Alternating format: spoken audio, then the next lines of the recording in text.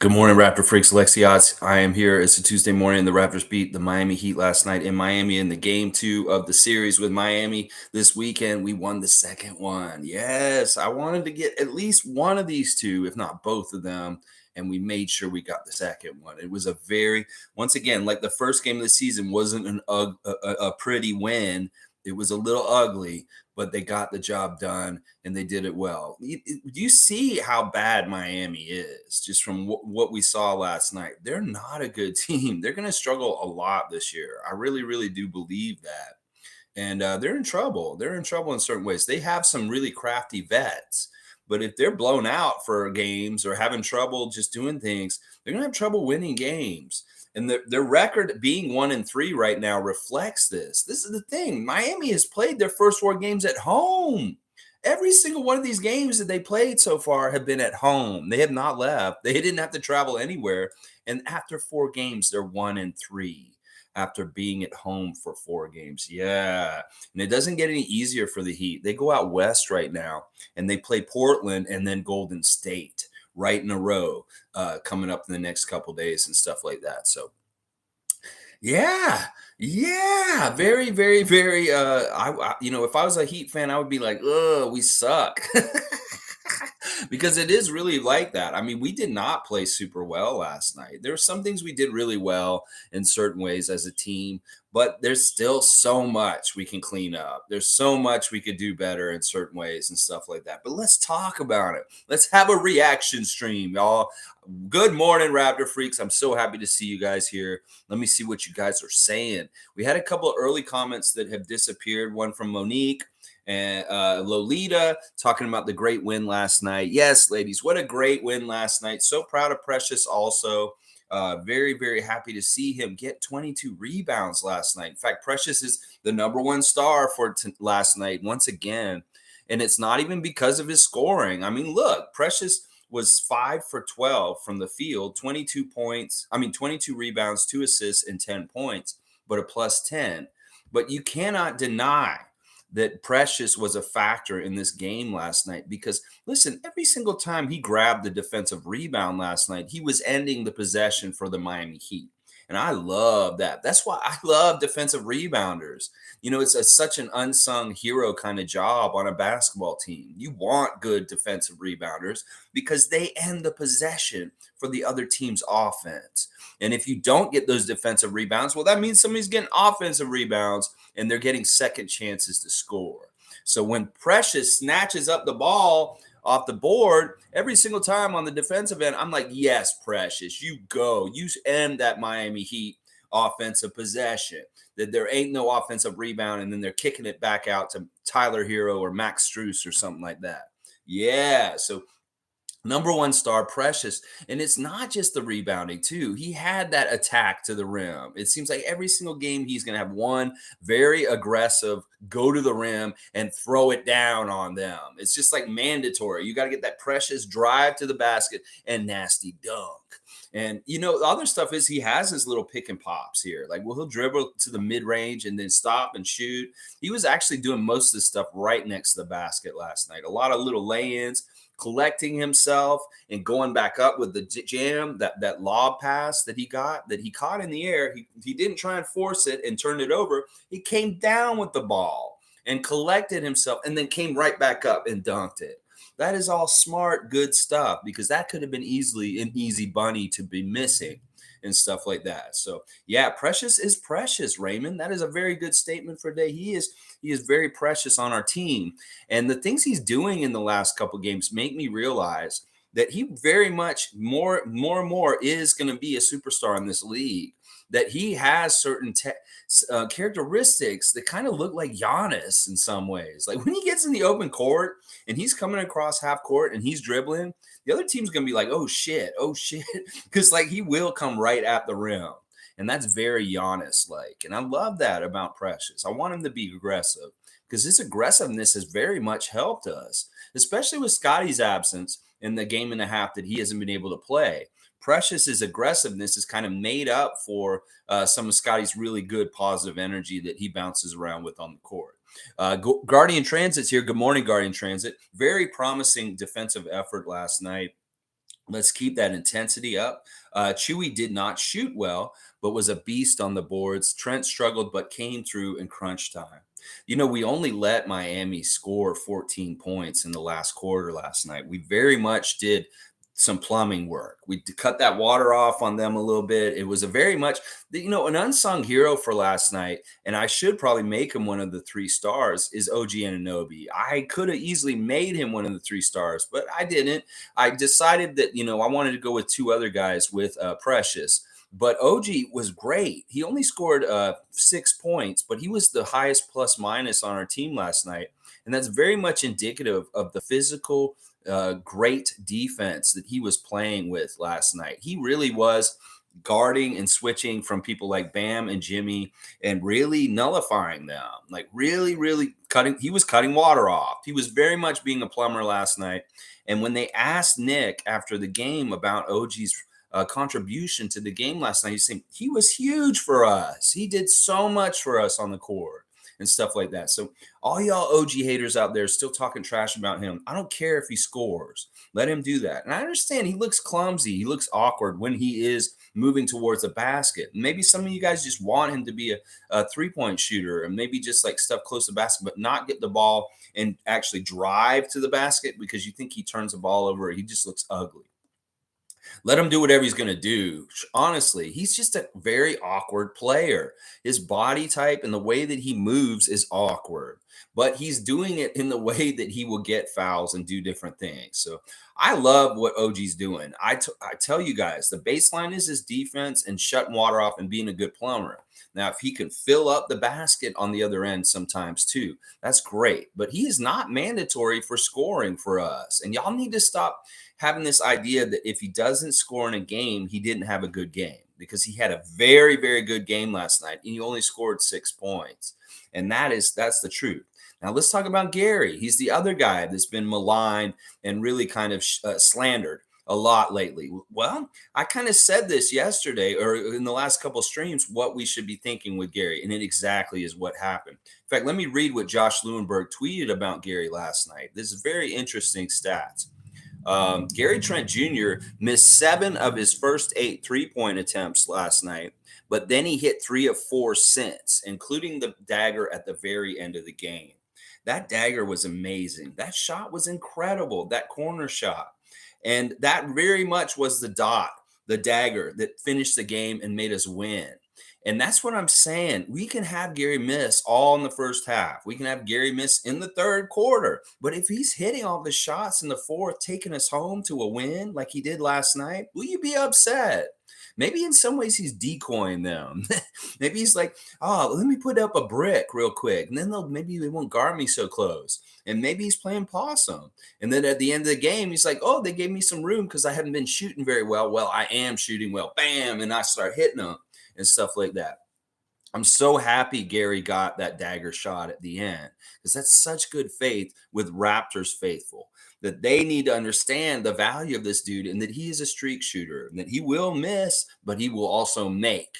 And sometimes he will make when it's the best possible time for him to make. And that's what he did last night. So you go, Gary Trent Jr., you're my 3rd star last night, basically because you didn't stop shooting, you believed in yourself, and you were 3 or 4 with your shots late in the game with your 3-pointers. And that really, really did help us overcome and take the win last night in Miami. That dot in the corner was an amazing shot. And it's weird because like Fred and Nick were saying after the game, they've been telling Gary to go shoot from the corner because they know that's one of his best spots. It's just in the offense, he never seems to get down into that corner or one of the corners to take that shot. Well, they want him to shoot from down there because they've seen how well he shoots from there in practice. Well, he won a game last night shooting in that spot. So maybe we will see Gary in the corner more often now because they're wanting it. They're crying out for it, Nick and Fred VanVleet. It's hilarious. But yeah, Gary Trent, ride or die with him. That's what I'm saying. He may screw up and not make that dagger some nights, and we may lose. But some nights he'll make it, and he'll be a big part of the reason why we won. And he really is last night. So respect Gary Trent's name and realize we have to ride the ups and downs with him. And I'm okay with it because he's a winner. And he's proven that he's worked hard over his life to win. So more likely than not, he will be winning, is the way I look at it. Evelyn's saying, "Good morning, Raptor freaks. The strong showing of Precious with 22 rebounds is, I guess, a message not only to his former team but to Caleb Martin that no one can disrespect our team." Yes, Evelyn, come in. You just said that like Don Corleone would say, "No one can disrespect this team," and that Precious sent a message. He was funny in the after game interview. They're saying like, how you did you enjoy this game? He's like, anytime I get a chance to beat down this team, I really like it. It's basically kind of what he was saying. So he does enjoy coming back and playing Miami. There is a little bit of that Norman with Milwaukee kind of thing with him in Miami. That you kind of gave up on me too early, Miami, and now I'm getting to do all the stuff I wanted to do for y'all with Toronto. And you kind of get to see, yeah, you had me, but you don't have me no more. It's kind of like somebody you were interested in romantically, and maybe you dated briefly, you broke up, and then you still see each other, and you're kind of like still into the person, even though you're the one who broke up with them. And they're like, no, I don't want to have anything to do with you at this point, stuff like that. So yeah, there were some messages getting across, but let's talk about Caleb Martin for a second, because there was some interesting things that he said yesterday in the interview during the day. He is extremely apologetic for what happened on Saturday night. He did not understand exactly how bad he looked in that whole situation. And in reviewing it and going back and watching it, he is cringing very, very hard about what he did. He's like, oh, did I really do that? Oh, I can't believe I did that. Now, maybe he's full of shit and he's just saying that to make himself look like he's not an asshole. But yeah, it's very interesting what he said. I want to read this article from ESPN about this Caleb Martin apologizing to Christian Koloko for a scuffle. It says here that Caleb called Toronto Raptors forward Christian Koloko to apologize and promised him a future dinner after their scuffle on Saturday. Martin was suspended by the NBA for Monday's game after the league determined he was the instigator in the scuffle that spilled into the baseline seats near the Miami bench 2 nights earlier. Martin said he accepted his sanction and said his only issue with the penalties handed out during the game and from the league Sunday was that Koloko paid too high a price.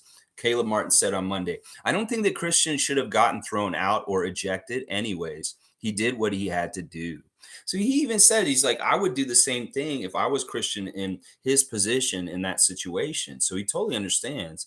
And he doesn't agree with him getting fined either.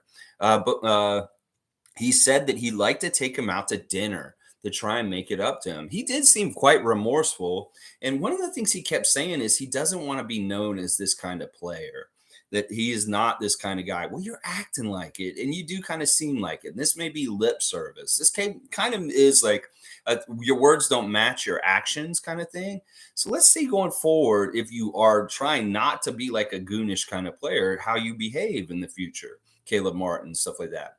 I think part of it is also that Raptors Twitter is a very powerful force, and I think they scared the hell out of him this weekend with him jumping off of Twitter and stuff like that. And who knows how we're coming at him as a fan nation in different ways. That he's like kind of saying, "White flag, uncle, I don't want all this." Because it's one thing to have a city's fan nation against you, but when you have a whole country coming at you, that's a little bit scary and different because there's a lot.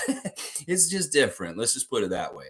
And yeah, Caleb Martin is probably thinking, well, do I want to feel safe in Canada? Not that he would not be safe in Canada, but I just like, I want all Canadians to hate me? Is maybe what he's thinking is like, so he's doing damage control since. And I appreciate him saying that he feels like Koloko didn't deserve any punishment because that is the damn truth. And he's exactly right.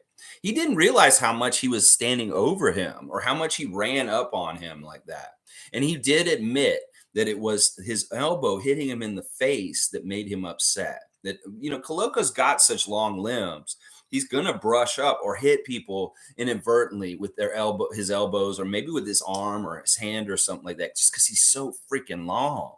And well, that's really what happened. He was getting frustrated, first of all, by him outplaying him, getting to rebounds, getting loose balls, doing all kinds of stuff, beating him left and right, and also hurting his shots. He could not shoot over him. So it's very frustrating when you play against somebody like that, and it manifested in that moment with him losing his temper and acting in that way. That is very much what happened.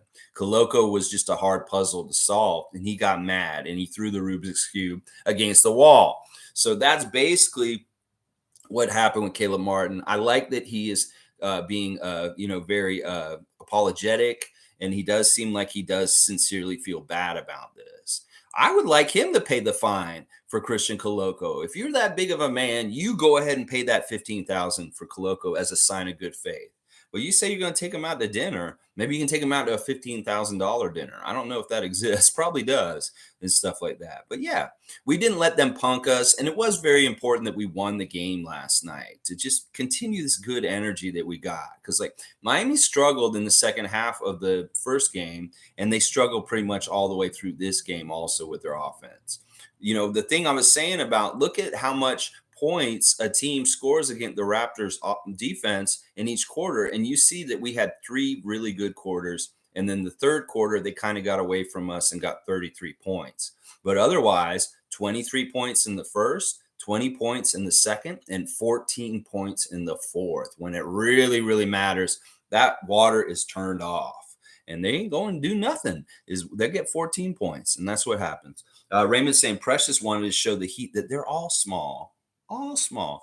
Yeah, I don't know. They were small compared to us, and that definitely was a factor. We won the points in the paint. We won the rebound battle. We won. Let me look at all the battles we won as a team last night because it was actually pretty interesting. We won the shooting battle. We got more shots than them, and we ended up shooting better than them. Miami only shot 35% from the field. We shot 40%.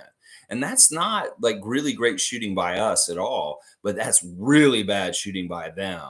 Like their 3-point shooting was absolutely awful. And we caught them on a bad night for that. Or maybe we were just playing them really well. But 8 of 34 from 3-point for Miami, that's not going to happen very often. And we're going to need to like really make sure in the next times we play them, the 2 times we play them still up here in Toronto, that we really watch them on the 3-point line. Because in some ways we got help from them being so bad on the 3-point line last night. Our free throws were pretty good last night. We were 80% at the line. They got way more free throws than us, but it didn't really matter. The free throws weren't as much of a factor in the game last night. We out rebounded them. We had more assists. We had 22 assists, getting close to that magic number of 25 that I'd like to see. 12 hustle points with 6 steals and 6 blocks. That's pretty good. We had the same amount of turnovers as Miami. We got better fast break than them, and we had 2 more points in the paint. Just in general, very good job, Raptors. We outplayed them in a couple of areas that were really key, and the results showed. The referees were not on our side. They were very weird at different times. In fact, Tony Brothers at some point took it upon himself to teach our rookies some lessons. And I don't know if that had to do with his part in the thing that happened the other night or something. I don't know what it was. But yeah, he came down and he gave him a quick technical for sassing him for just one real quick the 3-second violation in the lane. He did do that. And I saw Christian in no man's land, kind of standing there in the middle of the lane. And I'm like, dude, they're going to call you illegal defense on you if you don't move. You cannot stand right in the middle of the lane like that with nobody you're guarding. And sure enough, Tony Brothers gives him a 3-second. And Christian tried to tell him that he jumped out and he jumped back in. And Tony wasn't having it. He was like, no, you don't back talk me. That's not what you did, rookie. And he teched him. He actually teched him because that was not the first. That was the first illegal defense. That wasn't the second one where you actually get a free throw. He actually threw a tech on Koloko in that moment for just disagreeing with him slightly, which was very interesting at that time and stuff like that. So Tony Brothers was doing a little bit of being a hard ass, like, a little bit of tight calls in different ways. But once again, like I said, he will reward the team that does the hard work and works hard and does the best and outplays the other team. And that's what happened. So the refs weren't good to us. The ref was a bad whistle for a while, but it didn't totally hinder us from getting the win. And that's what I'm saying. Like, we beat the Heat. Maybe we beat the refs a little bit last night also, but that's how good we have to be. We have to be good enough to beat the other team and also overcome the whistle in the different ways it may be called. And we did that last night. That is normal for us. And I'm glad. I'm very proud of them because, that wasn't the best ref crew, and they were a little tough at times, but they did a good job too. They were pretty fair at times too, and stuff like that. But there were some shady calls too. And if you remember any of them, bring them up, and we can analyze that specific call at that time and stuff like that. Let's see what else y'all are saying. Evelyn's saying, I love the way they move the ball now, precise and effective, and the defense set the tone for sure. It seems like most of our offense does still best easy offense comes from the defense still comes from him being in transition, comes from just getting the ball up the court fast off of a quick rebound and stuff like that. I really don't like how we get set and how much we have to work so hard to get any kind of good shot and stuff like that. But there was some good stuff. We saw Pascal continuing to do some of his excellent taking over, being the primary guy for us, the man for us, so to speak, and doing good things on the court. I mean, he's not one of my 3 stars of the night tonight, but he easily could be. He had 42 minutes, 7 to 22, 2 of 6 from 3-point range. Those 2 threes that he made were really good threes, and I want him to shoot more threes. 7 of 8 at the free throw line, 9 rebounds, 6 assists, 2 steals, 2 blocks. He did have 5 turnovers. He was a plus 10, 23 points. Now, that's just an average day at work for Pascal Siakam. At this point, this is kind of like what I expect the minimum in some ways of him to do in some ways, because this is like last year at this time, a bad game for him would be like a 12-point game. Well, to me now, a bad game for him is around a 20-point game. I really want to see him around 25 to 30 with as close as possible to 50% field goal percentage and that kind of stuff, and less turnovers. 5 turnovers too many. So it wasn't the most clean game for Pascal, but he was definitely so important as our engine for our offense and the person who was continuing to get scores and push us and keep us ahead or like scoring regularly and stuff like that. So I love what Pascal did, and he's not that far off from being one of the 3 stars. Very much like OG. Both those guys could have easily been one of the 3 stars tonight, but they're not. It's Precious number 1. Fred is the 2nd star for like the 4th game in a row. Every single game in the season, I pick Fred as a 2nd star because he's been our 2nd best player in every game so far this regular season. He really has. Like, if you look at what Fred did last night, it actually was very different than what he's done. And like in the last game, he really took a back seat and let the other guys do most of the stuff and didn't score a lot, but got a lot of assists. Well, last night, he was more aggressive with his shot and scoring himself. And I love that. I love seeing that because people were worried. Well, is Fred still going to be able to do this stuff for us? Yes. He was 6 for 16, not the best shooting, but 4 of 6 from 3-point range. Those were fantastic. 8 of 9 at the line, 4 rebounds, 9 assists, 1 steal, 2 turnovers, plus 13, 24 points. That is Fred VanVleet's line. And you know what really is cool about Fred right now is he's one of the league leaders in assist to turnover ratio right now. Like his assist to turnover ratio for the season so far is immaculate. It's like 9-1, something like that.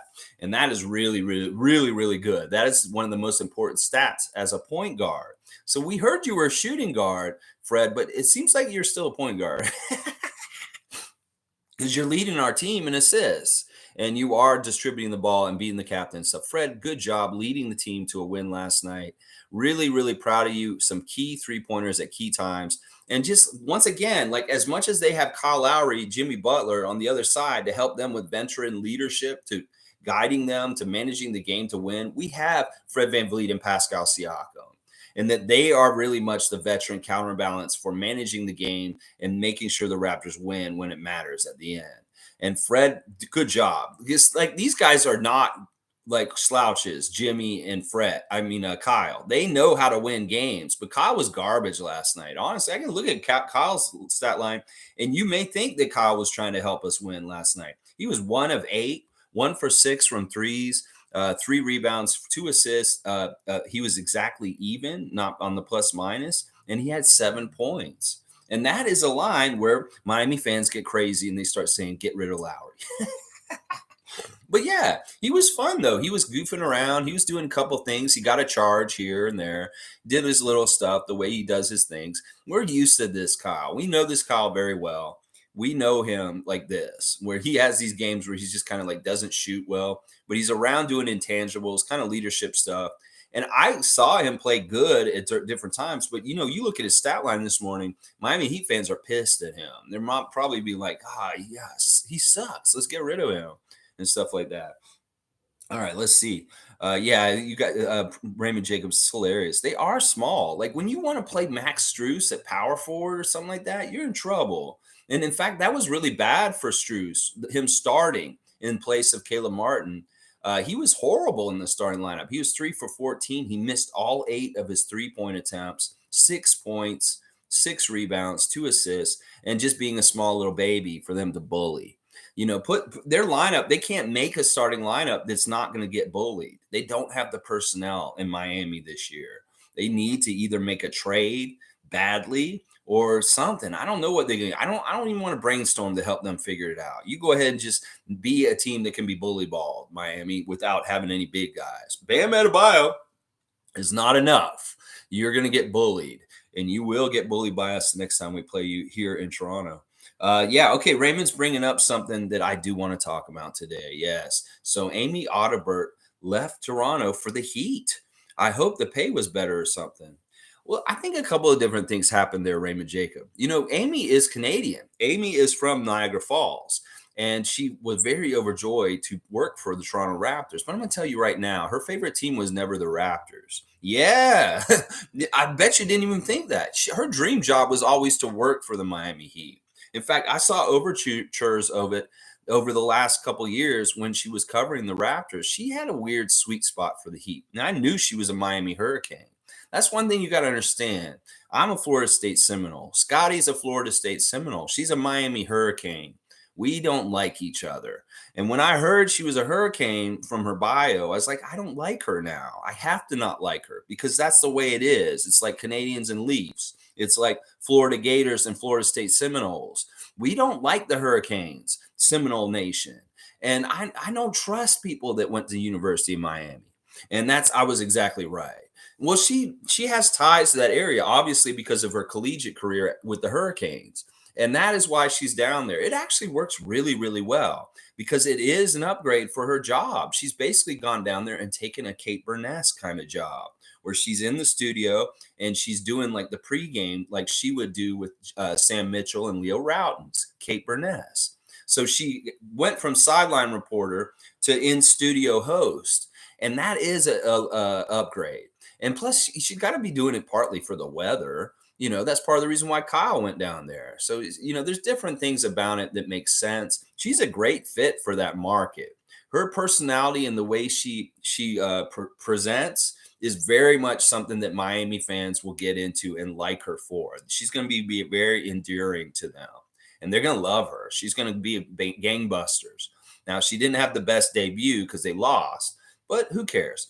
But yeah, Savanna Hamilton taking her job is kind of like, we have Savanna in the 905 and doing stuff with Raptors today and stuff. She's great. We should have her come up. And then I guess the opportunity presented itself for Amy to move on to Miami and do what she's doing now. I wish her well. She's a great fit for that job for the Miami Heat. And in some ways, I didn't like her covering the Raptors. I didn't like her at the beginning of the playoffs last year when she picked Philly to beat us in the first round. They're doing the preview for the Philly-Toronto series before anybody got hurt, before we knew anything about what was going to happen. And she had no confidence in the Toronto Raptors at that time. And she had picked the Philadelphia 76ers to win that round. Well, she was right. But I think if we had been healthy, she would have been very, very wrong. So I was mad at her from that. And I was kind of, in some ways, I was like, you're dead to me for picking the Sixers over us in the first round. So I'm not sad to see her go. I think she's very talented, and I think she does a good job. But she kind of fits and belongs with the Miami Heat franchise better than us. And there's nothing wrong with that. There's nothing wrong with that. She got her time here in Canada, being a Canadian, covering the Raptors for a little while. But now she's in sunny Florida. She can't be upset. And she did get a promotion. This is a better job than the one she had with the Raptors. So, all right, congratulations, Amy Audibert. And yeah, she's a Heat Nation now, and that is what it is. It's just going to be what it is and stuff like that. So, yeah, all right. Let me see what else you guys are saying this morning. Interesting stuff going on today. All right. All right. I love all the comments and stuff. And if you want to comment, please subscribe. If you're watching, you just got to subscribe and you can write in your comment within 5 minutes of that. I think it's 5 minutes, wait, and then you can write in. I know everybody has a lot to say about things that have been happening with the Raptors in their first 4 games of the season. So let's see what is next on the list. Okay. Tom Duke is saying Tony Brothers is an old, grumpy man. I mean, yeah, I bet he is grumpy sometimes. I don't know. Old is a mean word. I mean, Tom, we're old. You're old. I'm old. I mean, I don't know. I want to be good with Tony. Like out of those old refs, like Ed Malloy, Scott Foster, and him, those notorious refs, he's the one that I trust and believe in the most because he really does have principles, and he really does. He is kind of you can understand him. Like with Ed Malloy and Scott Foster, I don't trust them. Like they very much like they seem like they're doing things for the NBA head office or narratives or storylines that they want with teams and stuff like that when they show up. But with Tony, I trust him a little bit more and stuff like that. And as evidence, we won the game last night. So that's what I'm saying. Like I want to have a good relationship with him. And yeah, maybe he is grumpy sometimes, but I think he was pretty fair. And he was trying to teach our rookies some stuff right away. And that's good in a way that he was kind of like taking some interest in helping him, even though it's going against us on our team. Listen, welcome to the NBA, Christian Koloko. Here's a 3-second call on you and a tech. So it's just how it is. Guardian Transit saying Boucher rocked. Great to have him back. Oh my gosh. Oh my gosh. Like, all right, this is something I want to talk about here. Boucher coming in and the way he came in like gangbusters and just like was energy personified, getting all kinds of rebounds, scored like, what did he score in like no time? He was only playing in this game last night for 12 minutes. Did it seem like he only played 12 minutes in the game last night? No, it felt like he played so much more. And that's because he got 10 points in 12 minutes, including 2 great threes. He only had 2 rebounds, which is crazy. So it really was Precious was doing the Boucher rebounding.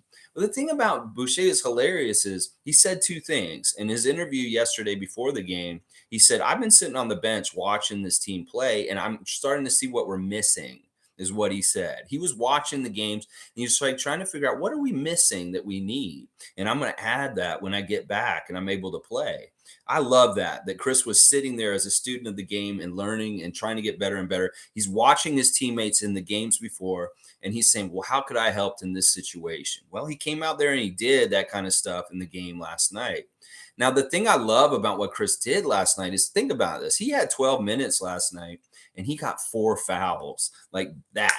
It's like Tony was giving him, but he was all out and he didn't care about getting in foul trouble because he's not absolutely essential to our team to win. And so he was playing it all out and laying it all on the line. And I appreciate that. Now, think about what I just said about him getting fouls like that. And let's talk about Christian getting fouls last night. Christian actually got 5 fouls himself in 18 minutes, only scoring 2 points, 2 rebounds, and 2 assists. And he had that nice block. But yeah, Christian, what happened was, and this is really what happens in NBA games, is when referees call fouls on you or travel calls or things like that, you can get in your head or you can get a little not confident because all of a sudden you're second guessing yourself or you're thinking about it, especially with a young kid like Christian who just started playing in the NBA, that you could tell that the calls that Tony was throwing at him were kind of throwing him off a little bit and kind of making him second guess and stuff like that. This is rookie normal kind of stuff that you got to go through, is not let the calls mess up your game and get you less aggressive, because that's really what these calls can do. You can see Christian getting up and down the court and being everywhere and going all out, but then you hit him with a couple of foul calls and maybe he's not as all out as he was before and aggressive. He's holding it back because he feels like, oh, I got to play within these fouls. Well, Chris, on the flip side, you see, even though he was getting those fouls, he didn't give a shit. He just like kept playing as hard as he was and kept getting the fouls. That's the whole thing we got to understand. Fouls sometimes from refs can really curb a player from really playing all out and playing like really happy and comfortable. You get a couple fouls, all of a sudden you're in your head and you're second guessing and you're not playing as well all of a sudden. So that's something as a young player, you got to learn how to play with fouls and not get in your head and play just as all out and stuff like that. So Christian, you can learn a little bit of this from Chris, because Chris very much knows how to play through fouls and not give a shit. Okay, so I got 4 fouls in 12 minutes. Who cares? I'm going to keep playing at this level that I play at because this is the way I play and stuff like that. And Fred was funny too. In his interview after the game, he said, I'm so glad Chris finally got back to playing because he's been bugging the shit out of me with his energy and wanting to play so badly. That's what Fred said. That Chris has been irritating him because he's so anxious to get on the court. And he's just glad he got back out there finally. That's hilarious, Fred. Hilarious. But yeah, so good to see Chris Boucher. And he's like a shot in the arm. Like in the middle of the game, you just put him in there and then boom, all of a sudden things are happening. And it really was weird because these days it's more his defense and his rebounding that he's doing stuff. But last night it was very much his offense that was kind of the energy burst that we needed in doing crazy, awesome things. Those threes were awesome. I was so happy to see Chris hit both of his 3-point attempts. Very, very cool. Let's see. Scott B saying, yeah, my boy Precious takes 22. I love it. Scott B is sitting on the top of the fantasy league right now. And it is partly because of getting Precious Achua, because Precious has been a force so far since the season started. So Scott, you sitting up top there. I see you're up there with Greg and Kareem, and Tom Duke is in 4th. Yeah, it's really been fun in the fantasy league, and you guys keep checking your lineups and setting it up every day, and you'll figure it out more and more as the season goes on. And maybe you'll get some weird strategies. Think outside the box and say, well, maybe I need to get this person for a couple more blocks because I'm close in this category as far as blocks. If I get more blocks, I may actually get more points moving up. So you want to look at that little thing at the bottom of your team page that has all the meters about where you are and you rank in each of the categories in the fantasy. And then you can figure out where you can make some ground to get more points and rise up and stuff like that. Yeah, Shane Waters is here. Good morning, Raptor Freak Shane Waters. Morning, great win last night. Boucher came out hungry. Tony Brothers certainly handcuffed him with some pretty ridiculous fouls. That dude needs to get his eyes checked. That's such a cliche thing. It's like, referee, you need your eyes checked. Like, come with the eye chart or like the optometrist like thing where they had to look through and stuff like that. I don't know. They were pretty good. And that, like I was just saying, Shane, I don't feel like that affected Chris. Maybe he didn't get a second half run because he was already in foul trouble and he only needed to play in the first half. But yeah, I think that that didn't matter. Sure, go ahead and call a bunch of fouls on me. I'm just going to keep playing.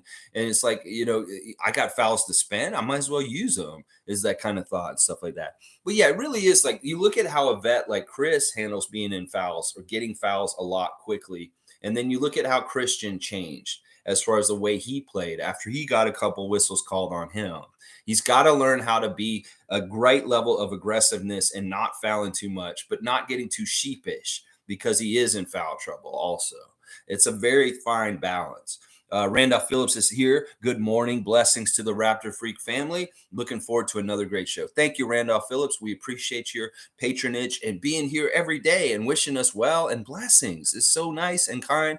And it is actually becoming part of the daily thing with here is the blessings of Randolph Phillips, Raptor Freak Randolph Phillips to us all. We feel them and we appreciate the vibes in our lives. That's how I'll say it. Monique, good morning to Raptor Superfan. Monique Lawrence. Yes, we got the win, baby. We got the win. Naco the Nacho saying, I thought Gary had some flashes of real good shot creations. I thought Miami played good defense on Pascal. Precious did a pretty good job in the Scotty-esque role as a connective piece.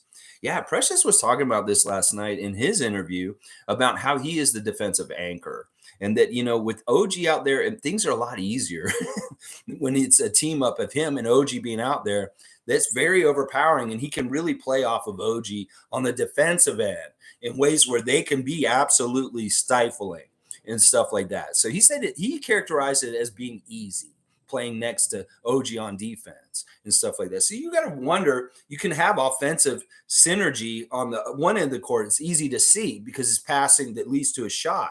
But when you have defensive synergy between really, really gifted defenders like OG Anunoby and Precious Achua, that's very, very tough for the other team to score on. And that may be a big part of the reason why they only scored 14 points in the fourth quarter last night, is those defensive vibes between Precious Achua, OG Anunoby, Christian Koloko, Pascal Siakam. In fact, Siakam's defense last night was amazing. He does not get enough credit, and we don't talk enough about what Pascal does at the defensive end of the court, because he had a very important block, and he's had some very, very interesting tie-up defense himself. So there's a couple of those guys that are like that. As far as the Gary stuff, we, like I said, we got to ride or die with him, whether he's going to win or like make shots or not going to make shots. And some of it was ugly. There were a couple of air balls at times where it was like, "Ugh, Gary," but he did kind of what I was saying yesterday: go to the basket early and get an easier shot. His first basket was a layup almost. He went to the lane and he laid it in. Then he hit a mid range in the first quarter. And he didn't really try and start shooting threes right away. And that's the right way to build his offensive game so that he's not cold right from the start. Get easy baskets, get a couple points. Maybe it's a free throw or two. Maybe it's a layup, and then start bombing that three, because it'll come. But yeah, that shot at the end of the game was such an impressive, beautiful dagger from the corner. And I really do give him a lot of credit, because that was the seal out to help us win this game last night, the dagger. So important. And that's why he's one of my 3 stars, because I could have easily put Pascal in that spot or OG. But I was like, we got to give Gary some credit for hitting that really big shot that actually won the game for us and stuff like that. So Scott B saying physical from the jump. At one point in the fourth, the refs gave us 12 consecutive fouls and we still beat their ass. Yeah, I mean, whatever. I mean, we just got to overplay everybody. We got to outplay the Miami Heat. We got to outplay the refs. We got to outcoach Eric Spoelstra, all that kind of stuff. And yeah, they're really, like, he said a lot of nice things about us after the game, Coach Eric, that we're a really good transition team, that, we're really good at this, we're really good at that, and stuff like that. And then he's talking about how bad they're not doing certain things too. And they're really, really worried. They should be worried in Miami. They should probably, I shouldn't even say this because I don't want this to go into existence. They should probably trade and get Jay Crowder like today. They really want to make that team better. They need to go get Jay Crowder right away from Phoenix. And I don't know how they'll do that, or if they will. Or, hopefully they won't, because I'd like them to just stay shitty. But that's what I would do if I was Pat Riley, is I try and get Crowder as soon as possible, because they need him. They need him down there. Let's see. Tom Duke saying Fred VanVleet showed his leadership last night. Flynn looked decent. And where was Thad's minutes? Let's not read into whether guys play or not. In fact, it pisses me off in the post-game interview when the interviewer makes a big deal out of Thad not playing, like he's in the doghouse or something. Y'all got to understand that the bench guys, certain bench guys like Otto, Thad, Chris, Malachi, Delano, they're not guaranteed to play in every single game. And that Thaddeus is not supposed to play in every single game. In fact, there were a lot of games last year he didn't play. So this isn't anything different than what we did last year. He's going to show up and play when we need him. And he's a pro and he's ready for it. But don't read into it so much to say, oh, he's in the doghouse or he did something wrong, and that's why he's not getting to play, because that is not the case. In fact, Nick said last night, because he started Koloko and he was kind of doing a more traditional lineup. In fact, our starting lineup was a traditional lineup for once. The very first time in a long time we had like a real center and a real point guard and a real shooting guard, a real small forward, and a real power forward. We actually had a traditional lineup last night with Koloko starting. And that because he had Koloko starting and he was playing him, he wanted to do a center switch with Cam Birch. So it was really, he had in his mind, all right, I'm going to play Koloko and Cam tonight. And Thad just didn't get the minutes in all that equation of how they went out. So I wouldn't read too much into this. Also realize he's not mandatory for us to play in every single game. It could very much be that Nick says, okay, we need that veteran leadership all of a sudden. And then he brings in Thad for cases like that. Maybe we didn't need that last night. And he decided he didn't want to play him. But, everybody's too analytical right now. You got to just like let it go and just say, well, he just didn't play last night. That's not a big deal. And don't read too much into it. A lot of people have been reading way too much into stuff like that. Fred VanVleet, yeah, his leadership was absolutely fantastic. In fact, it's a leadership battle of Kyle Lowry versus Fred. But in some ways, Kyle's not a very good leader for the other team. In some ways, it's Jimmy. Jimmy really is the leader of that team, and Kyle's kind of a fun prankster, kind of I'm having a good time around places and stuff like that. Kind of leader on that team in some ways, but Jimmy is the leader on the court as far as the play and the stuff he does. And he was impressive last night, but he wasn't enough to win. That's the thing. He wasn't enough to win. Bam, not a very good game. Like honestly, Bam Adebayo in some ways is so overrated to me. He was 4 for 14 last night. He did hit all of his free throws. He had a double double, 14 points, 10 rebounds, 3 turnovers. Bam should be way better than what he is. And it may be the way Miami plays him and his personnel around him that makes him worse than he could actually be. Like if he was on the Raptors at this point in his career, if he had been with us the whole time, I think he would have been developed way further and he'd be a completely kind of different player in some ways. If he had gotten the same kind of thing that Pascal and Fred got from where they are, think about that.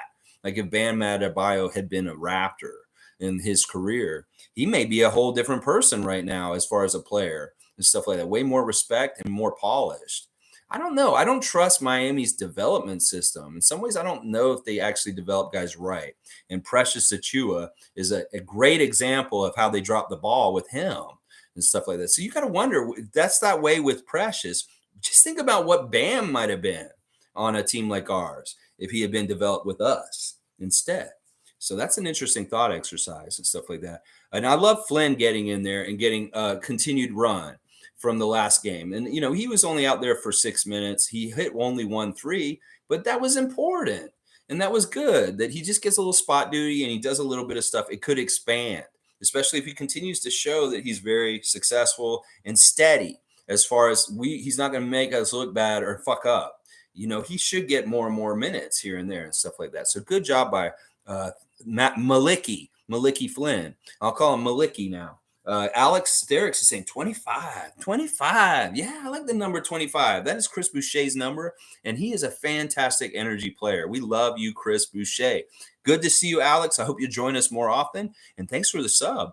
Scott's saying, Precious got Thad's minutes. Nick said it after the game. Glad I got him on fantasy. Go Raptors, go. Yeah, that was part of it too. Precious was just playing so well. Precious really was like the fifth starter last night. With Koloko started, but he only played 18 minutes, and then it was really the starters with Precious playing the important parts at the end of the game and stuff like that. But really, really good stuff. And all right, look at this stat. We outscored them off the bench. They only scored 15 points off the bench. Duncan Robinson was their best bench player. He hit 3 threes. He was 12 points, and Gabe Vincent only had 3 points. Nobody else scored off their bench. So they have 15 points, and we scored 25 points. So we were plus 10 on the bench scoring. That is definitely a stat we want to check from time to time. So we want to check our assists in the game. Are we around 25? And we also want to see if we outscored the other team with our bench. But that is an important stat this year because those are 2 stats that we did not do well with last year. We always had very bad assist numbers, and we usually got our bench outscored. So if our bench is outscoring the other team and we have a good assist number, that's what I want. And I want to see that kind of improvement, stuff like that. Let's see. Random Gamers here. Good to see Philly fan.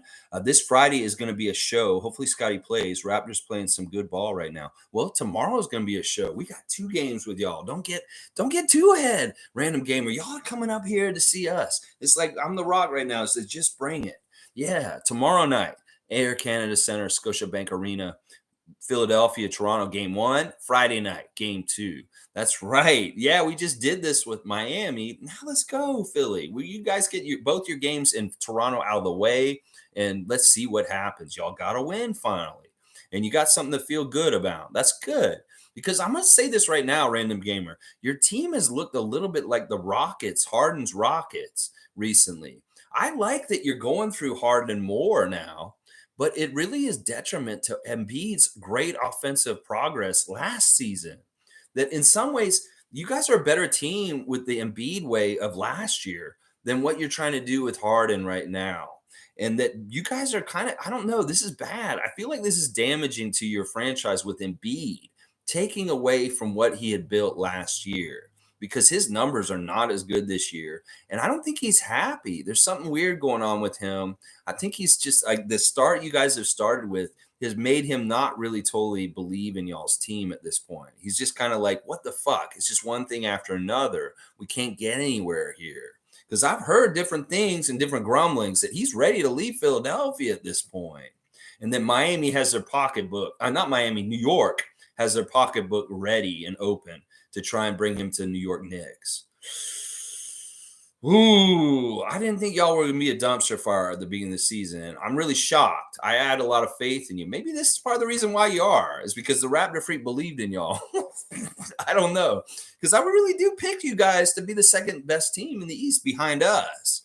Well, it's going to be fun. We'll see you guys tomorrow night. I'll be previewing the game tomorrow morning, and I hope you join us for some spirited conversations over the next week, Random Gamer. I really appreciate your subscription and being here all the time. I think Scotty will play. He didn't look that hurt on bench wearing his blue jeans jacket with Playboy symbol on the back. Scotty's just having a fun time hanging out with Ron Harper Jr. and Justin and all those guys on the bench, having a good time, stuff like that. I think he'll be ready, and he'll be ready to play. Hopefully tomorrow. I think he might be ready tomorrow. But yeah, we got 2 games with y'all, Wednesday and Friday. Let's go, Sixers. Just bring it. That's what I'm saying. Leslie, Raptors Freak Leslie Hart is here. Fred is clearly the floor general. He's the floor general. He's the captain. He's the voice of reason. He's the guy holding guys accountable. He's the guy teaching. He's the guy politicking with the refs. He's the guy that's on the court that's kind of the coach on the court. He's just so many different things. And that's why, listen, stand by our team. Stop slandering our players after little things and stop dumb stuff, Raptor fans. There's no reason to come down on Fred. Fred is a badass. We love Fred. In fact, the way the games have gone so far this season is kind of signaling that Fred doesn't care about repeating as an all-star. If he cared about repeating as an all-star, don't you think he would be more selfish in trying to score more like he did last night? Because he really didn't do that in the other games. He kind of did it last night for the first time. That's the thing. This dude is not selfish.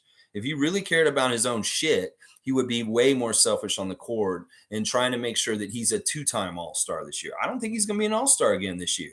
And it's partly going to be because he's sacrificing his own offense for the betterment of the team. So respect Fred VanVleet for being a true leader, for sacrificing his own stuff, that even though he could probably get another all-star this year if he played exactly the same way he did last year. But he doesn't want to. He wants the team to get better and win championships over him getting to a second all-star game. And I appreciate him for that. Patrick Douglas saying, Lex, review OG's stats, please. He hardly got any touches up front, but no sulking, but running back to defend. Precious is super gifted and with aggression and IQ. All right, Patrick, just for you, buddy. I'll go look at OG's stat line. He was 2 of 4 from the field. He had 34 minutes, 1 of 3 from the three-point range. He did hit a very key 3, and that was a really awesome play. It was kicked back out to him, and he buried it. And that was a very important time, too. It was late in the game. So that three-pointer by OG late was actually really, really good. And, he only had 6 points. So he had like a 2-pointer, a 3-pointer, and then he hit one of his 2 free throws.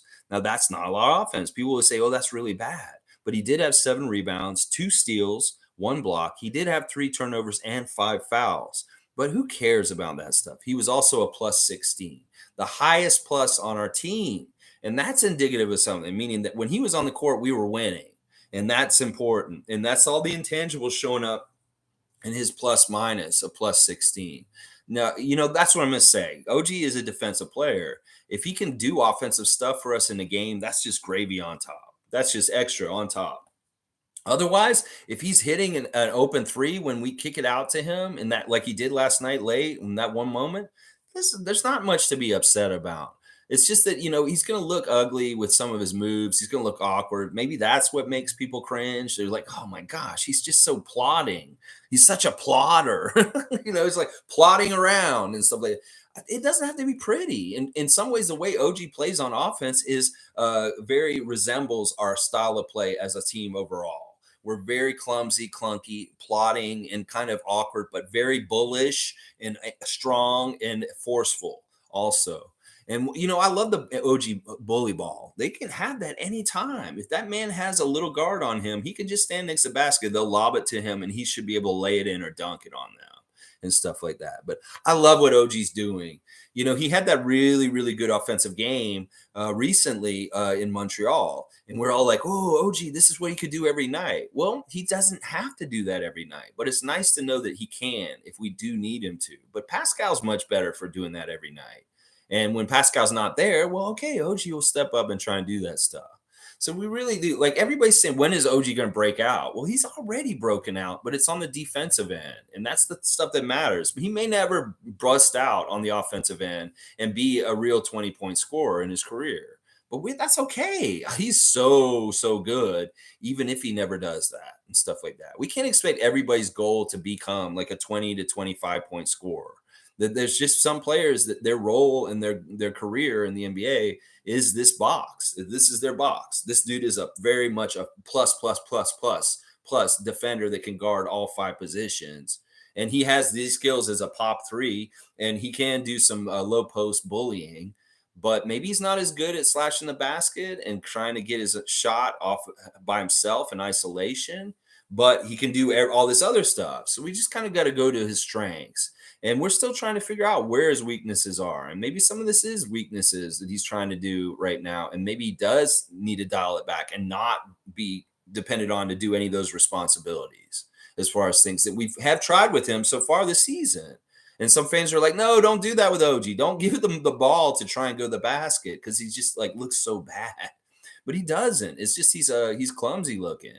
But he's really, really, really just thoughtful and very forceful in what he does in his movement and stuff like that. And that's why it looks crazy, like a bull in a china shop kind of stuff.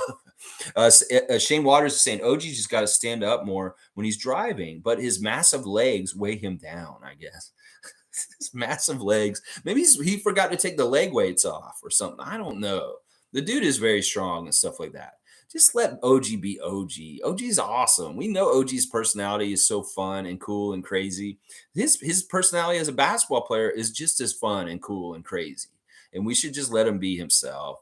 Monique saying, as I said, build on this win. Stay shooting, Gary. Yes, don't stop shooting, Gary. We love you, Gary. You keep shooting because you're going to make more of them as time goes on and look better and better. And that was so impressive. The shots fell when they mattered in the fourth quarter.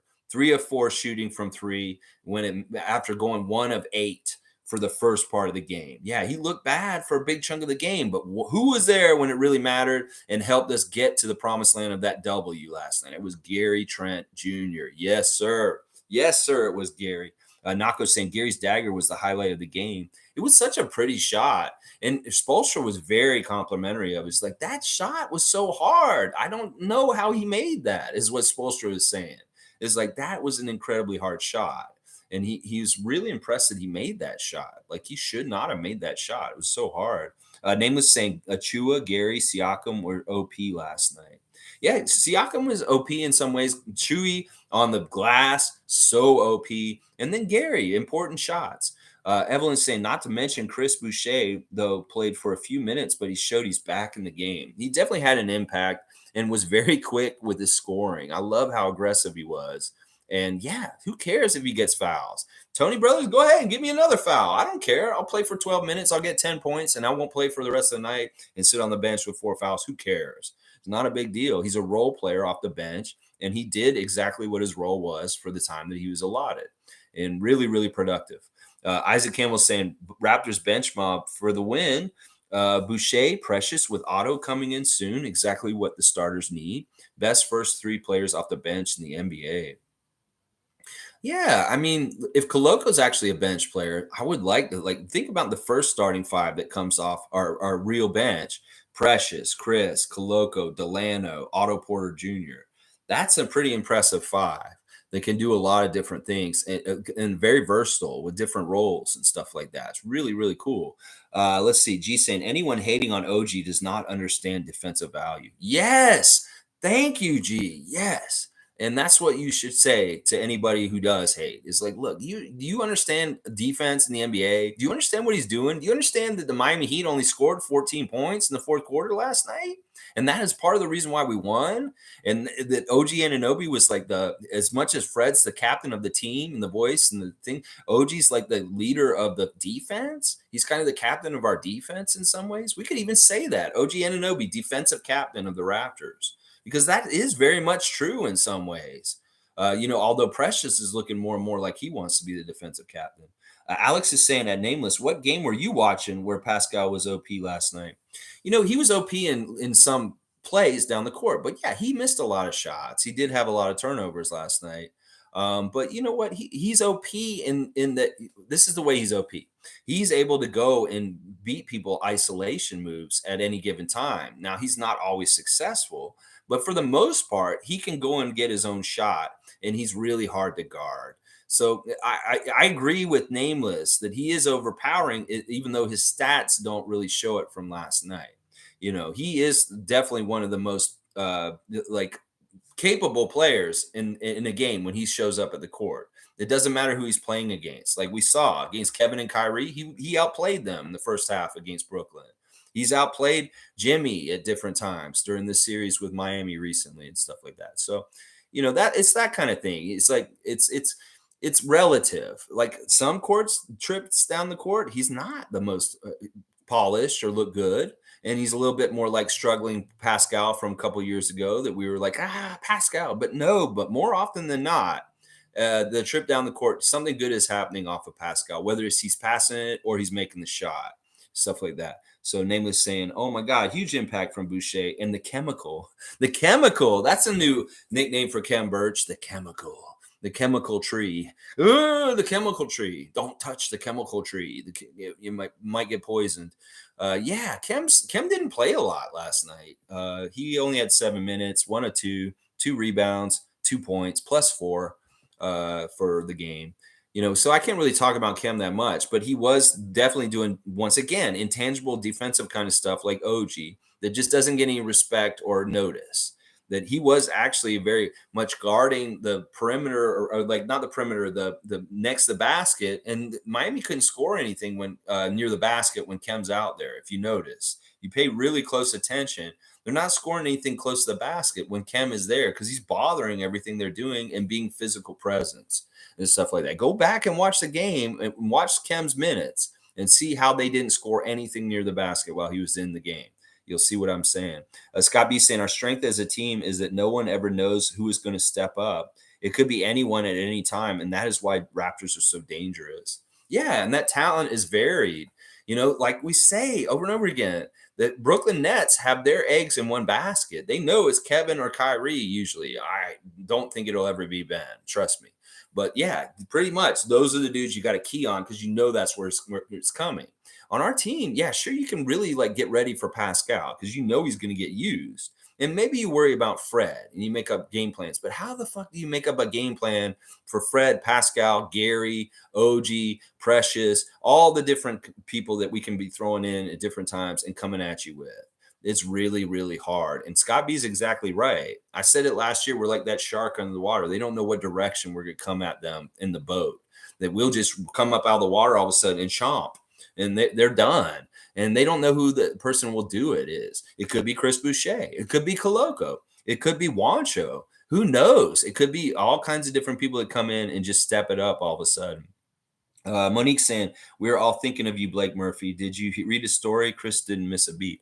I heard that Blake Murphy has been dealing with long COVID this season or this year, and that he's really had some struggles health-wise. So yeah, we wish Blake well. He's a great person that covers the Raptors, and we enjoy his stuff. I enjoy your basketball stuff. I don't enjoy all the baseball and the wrestling. There's a lot of that on his Twitter also because those are his interests. But I really love the stuff he's done with basketball, especially a couple of years ago when he was really the main insider for the Raptors as far as getting news out.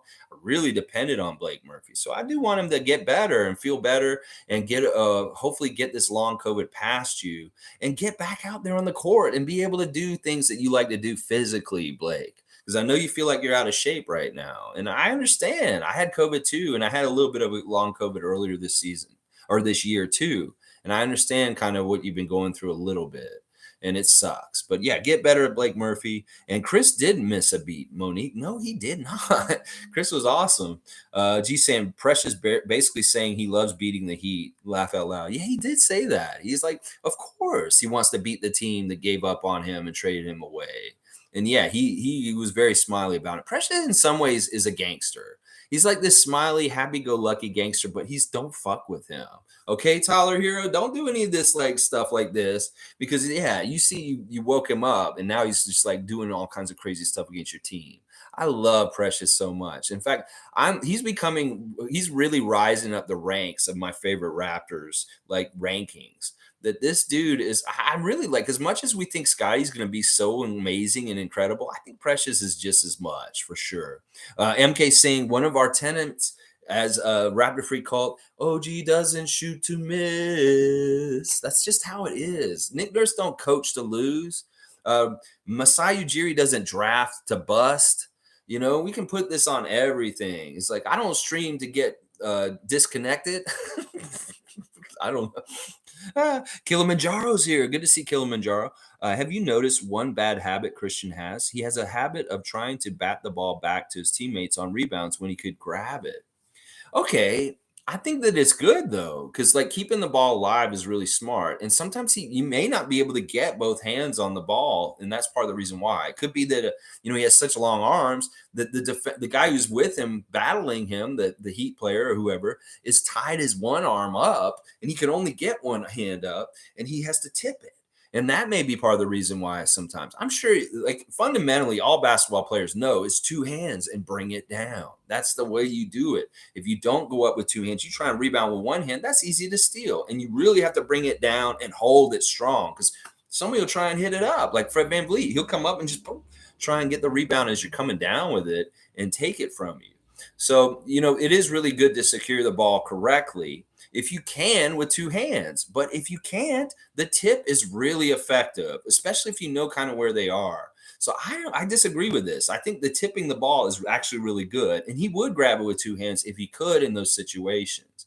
Often when he tips the ball, he's tipping it right to somebody in a good situation. I haven't seen the tip go to a bad thing where like he tipped it and the other team got it and they're all of a sudden in transition and they're slamming it on us. I haven't seen that much. Usually his tips are very successful at keeping our possession alive on that end of the court. Justin does a lot of this too also when he gets in. Champagne.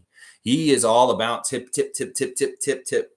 And there's nothing wrong with it. In fact, this is a very much a strategy that has been employed by great rebounders throughout the history of the NBA. Dennis Rodman was an extremely good tipper. And tipping is a good skill because you keep that ball alive. And Dennis would just keep jumping, tipping, out jumping everybody until he could secure it or get it to somebody on his team to secure it and stuff like that. So I have no problem with Christian doing this, but I agree. It is much more fundamental to come down with the ball with two hands and secure it yourself. It's much like the same thing as like if he blocks the shot, I'd much rather him just grab the ball and come down with it than hit it really hard and it goes out of bounds and the team gets the ball back anyway. So it is fundamentally better to rebound with two hands. But if all you can do because you're tied up is just tip it and you're with your length, that's good too. Because it can be very effective also. Because sometimes if you tip it out like that, there's a 3-point shooter that's getting it right away and putting it right in. And that is awesome. I love that. Click saying big win. Refs were shit once again. Yeah. I mean, they weren't helping us. They weren't definitely not being friendly to the Raptors for most of the game, but they did call it pretty fair down the line in some ways. There was a couple of screwy stuff. Like once again, we have a challenge call and we get the shaft in the challenge call. That's happened a few games in a row now, where a challenge happens and something gets overturned and we get screwed for it and stuff like that. It just happens. Let's see. Scott B saying, laugh out loud. I noticed Coco is a beast. Yeah, Koloko causes so many different things on the court. He really is a force and a presence. He's a presence on the court. He causes all kinds of stuff. Nameless is saying maybe he wants to date Koloko, a little sexual frustration.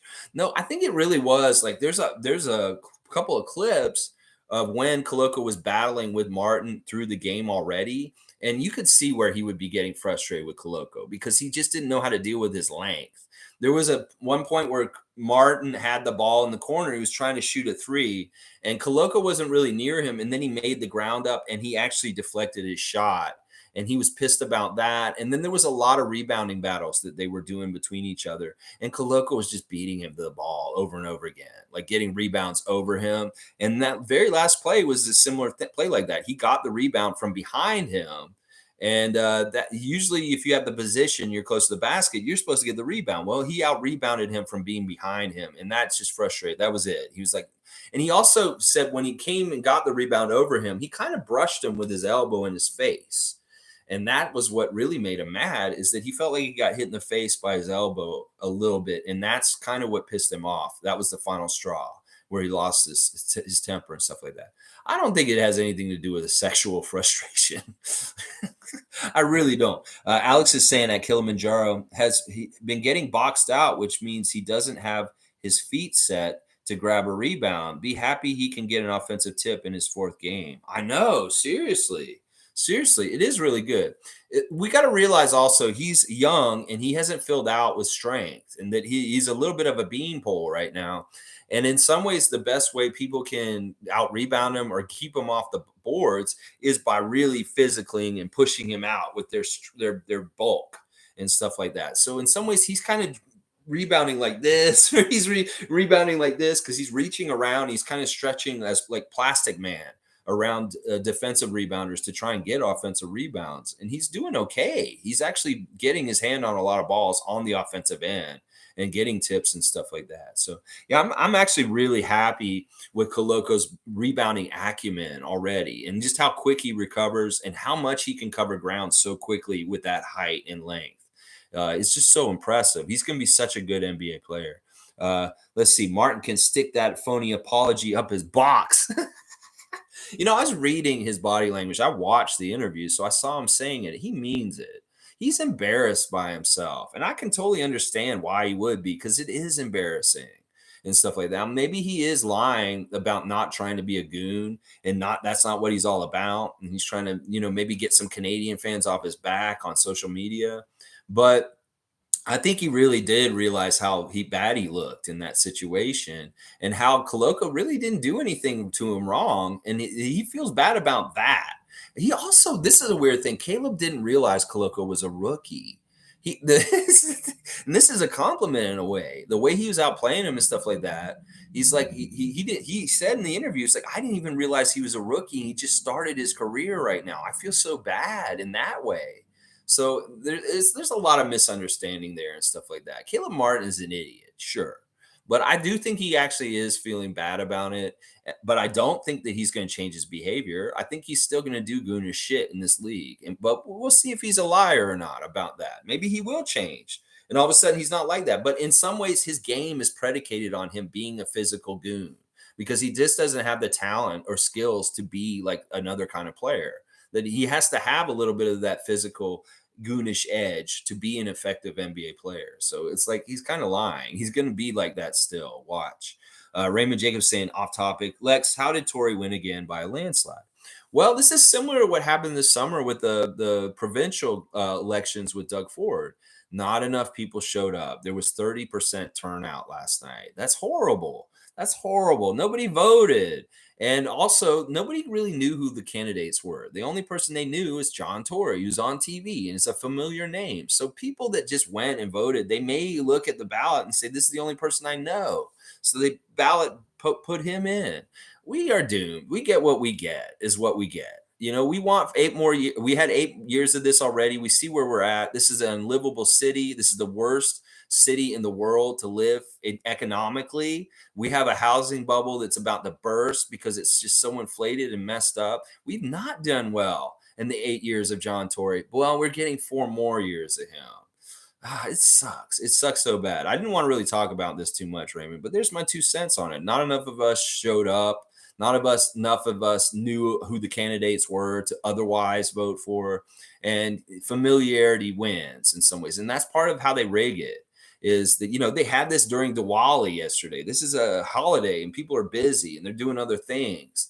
And why is it on a Monday? I've never known why we vote on Mondays. They should vote on the weekend. They should vote on days when people don't have to work and stuff. There's all kinds of stupid ways that they do things that encourage people not to want to vote.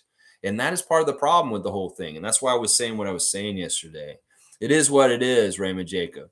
Now, the candidate I voted for had a pretty good showing, and that means something. That does actually mean something. But yeah, it was disappointing. It is what it is. We can't really change it. At least he's a Raptors fan. That's what I'll say. Kilimanjaro saying at Alex, not all the time. I saw it in Summer League where he clearly had the advantage. All right. Well, the Koloko stuff with the rebounding and having position and stuff like that. Like I said, a lot of it's going to be contributed because of his body's type. And then until he actually gets more of that weight room kind of muscle put on in the first couple of years of his career, he may get pushed around a bit, and it may be harder for him to hold position on rebounding stuff and stuff like that. So, you're probably both right to a degree. It's just it's a little bit of arguing semantics right here. Scott B saying, I agree, Lex. He was definitely remorseful, and I do believe Raptors Twitter was a driving force. We should thank him. He brought out of our team what we needed. Exactly. In some ways, that adversity that he caused with his stupid shit really woke us up. We've been kind of flat since the season started, and we've played way better since the incident with Caleb Martin and Koloko in the last game, not 2 games ago, and stuff like that. So, yeah, and Raptors Twitter is a great force when they use their powers for good and stuff like that. That's why I want them to listen to me and stop going after our own players. Go after the enemies. Go after the people you want to go after that matter, but not our own people. There's no reason for you to go after Cam. There's no reason for you to go after OG. There's no reason for you to go after Gary.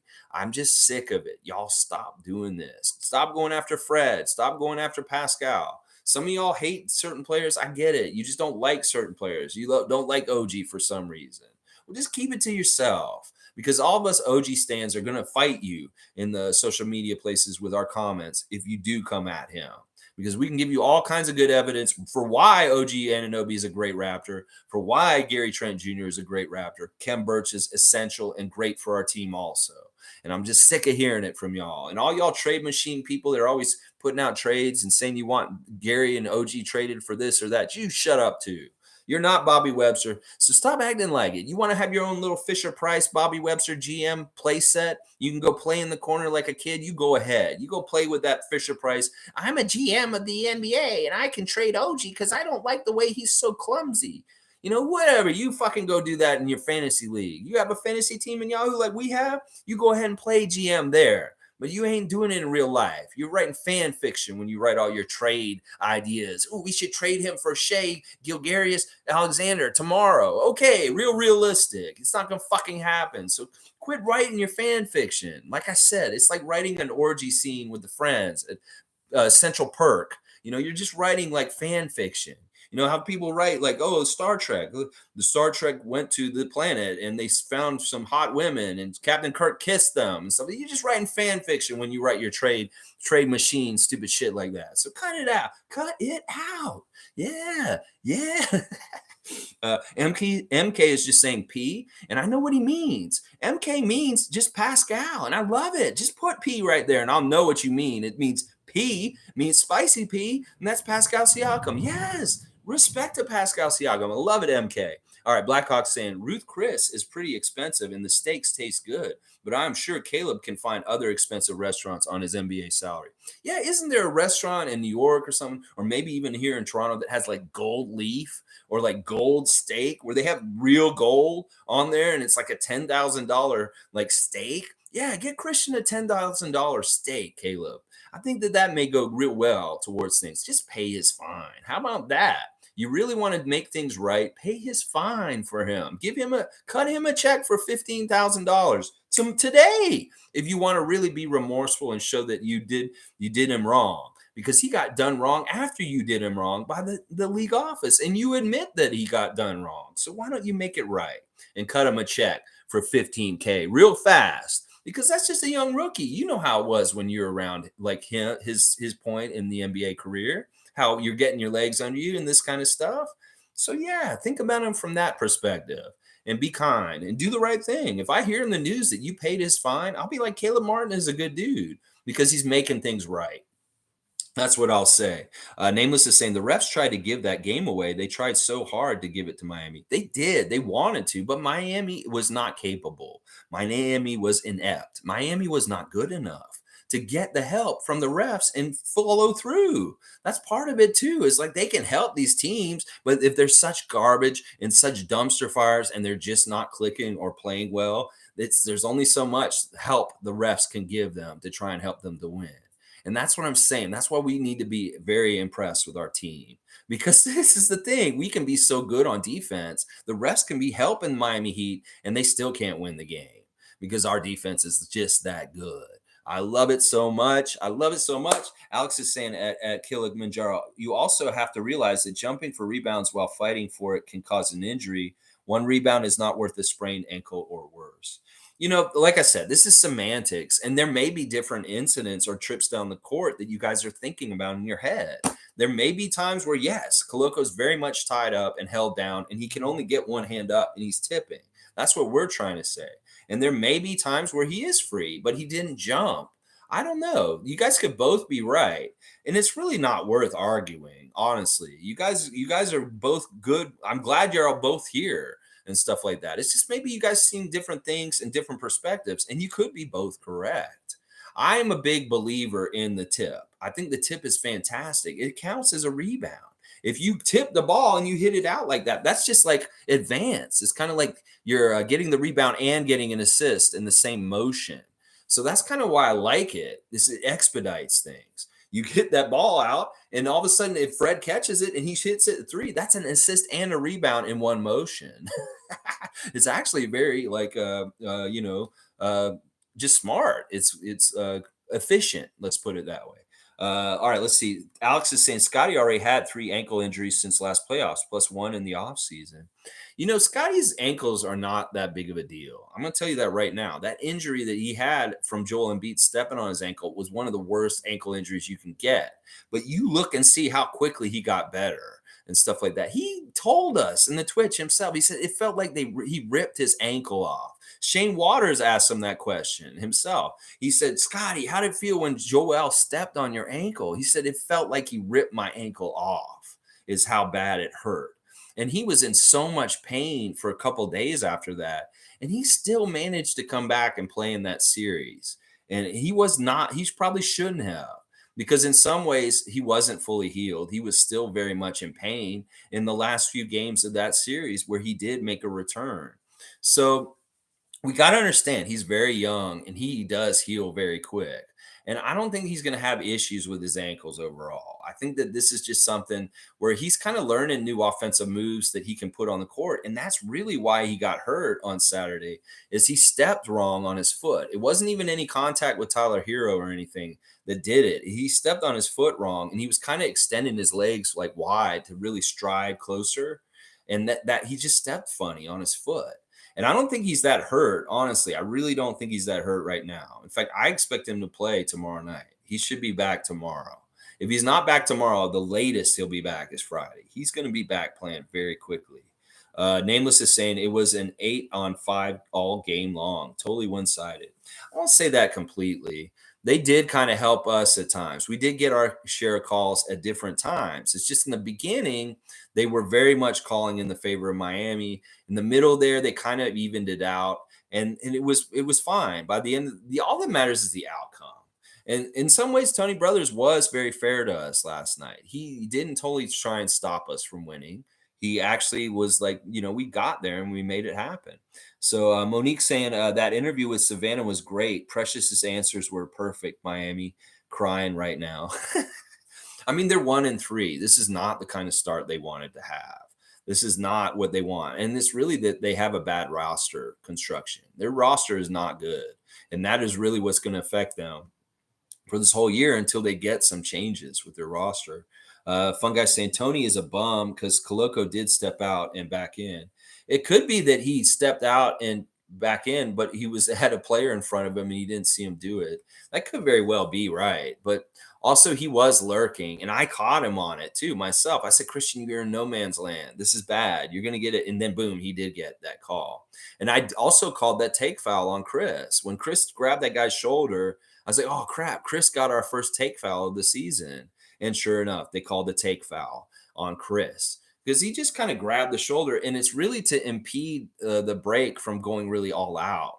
It's like it's really it's smart because he slows down the person who's dribbling just a little bit, and that hurts their transition game. But that's exactly why they made that take foul.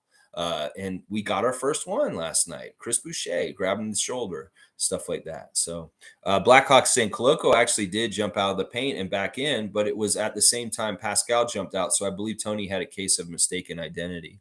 It could also be that he had a lapse of judgment. He was still out there for 3 seconds. I mean, I noticed it. I saw an illegal defense, and if I see it, and Tony's whistle's coming right after that, and that's really what happened. That was wrong, and he did deserve a legal defense. It was just dumb that he got a technical also and got the free throw shot afterwards. That was the part that I didn't like. But then again, he's a rookie. He's learning. And like Tony was like, yeah, no, you did do this. Don't backtalk me. You did do this. Technical, this kind of thing. Let's see. Joseph Starks here. Good to see Raptor Freak Joseph Starks. Sorry, guys, for not being here the last couple of days. The humble pie I was fed from the Brooklyn games is salty and tastes like shit. And sadly filling. I will say this: referees are a problem. Well, we just need to understand them better. And don't worry, listen, I know some of you guys don't want to be here when we're losing. That's fine. It's take it as you want to, Joseph. If you want to come and feel better about the games, I've done some therapy this weekend, as some people have put it, as far as feeling better about the games and how they went. But also understand some people just want to turn it off and go away from the team while they're losing. And maybe, when they win, it's fine and stuff like that. And I'm not even going to say you're fair weather. It's just that you care that much and that you don't want to dwell on it. Some people have to do that. Just turn it off and it's like, okay, we'll wait till the next game. I won't think about the team because they lost to Brooklyn tonight. And okay, they lost again to Miami in a shitty game. I'm just not going to think about them. Okay, they won last night. All right, I feel better now. And there's nothing wrong with that, Joseph. No problem at all and stuff like that. As long as you still just root for the Raptors down low. It's when you kind of stab them in the back afterwards. That's when people are wrong. But no, you're not doing that. You just needed a break because you didn't like to be feeling the loss and stuff like that. I totally understand that. Nameless is saying the refs continuously took the ball right out of our hands, and I can't fucking stand it. That's why it's so badass we won. Forget about what the refs did to us. Sure, maybe they did some things wrong to us, but in some ways they didn't. They just ref the game the way that NBA refs ref games, and we know that, and we still won. That's why we got to be proud and be like, who cares? They're going to ref. Ref's going to be a ref. Ref's going to do what he's going to do. We just got to be that much better and overcome it all. And that's what we did last night. That's what matters.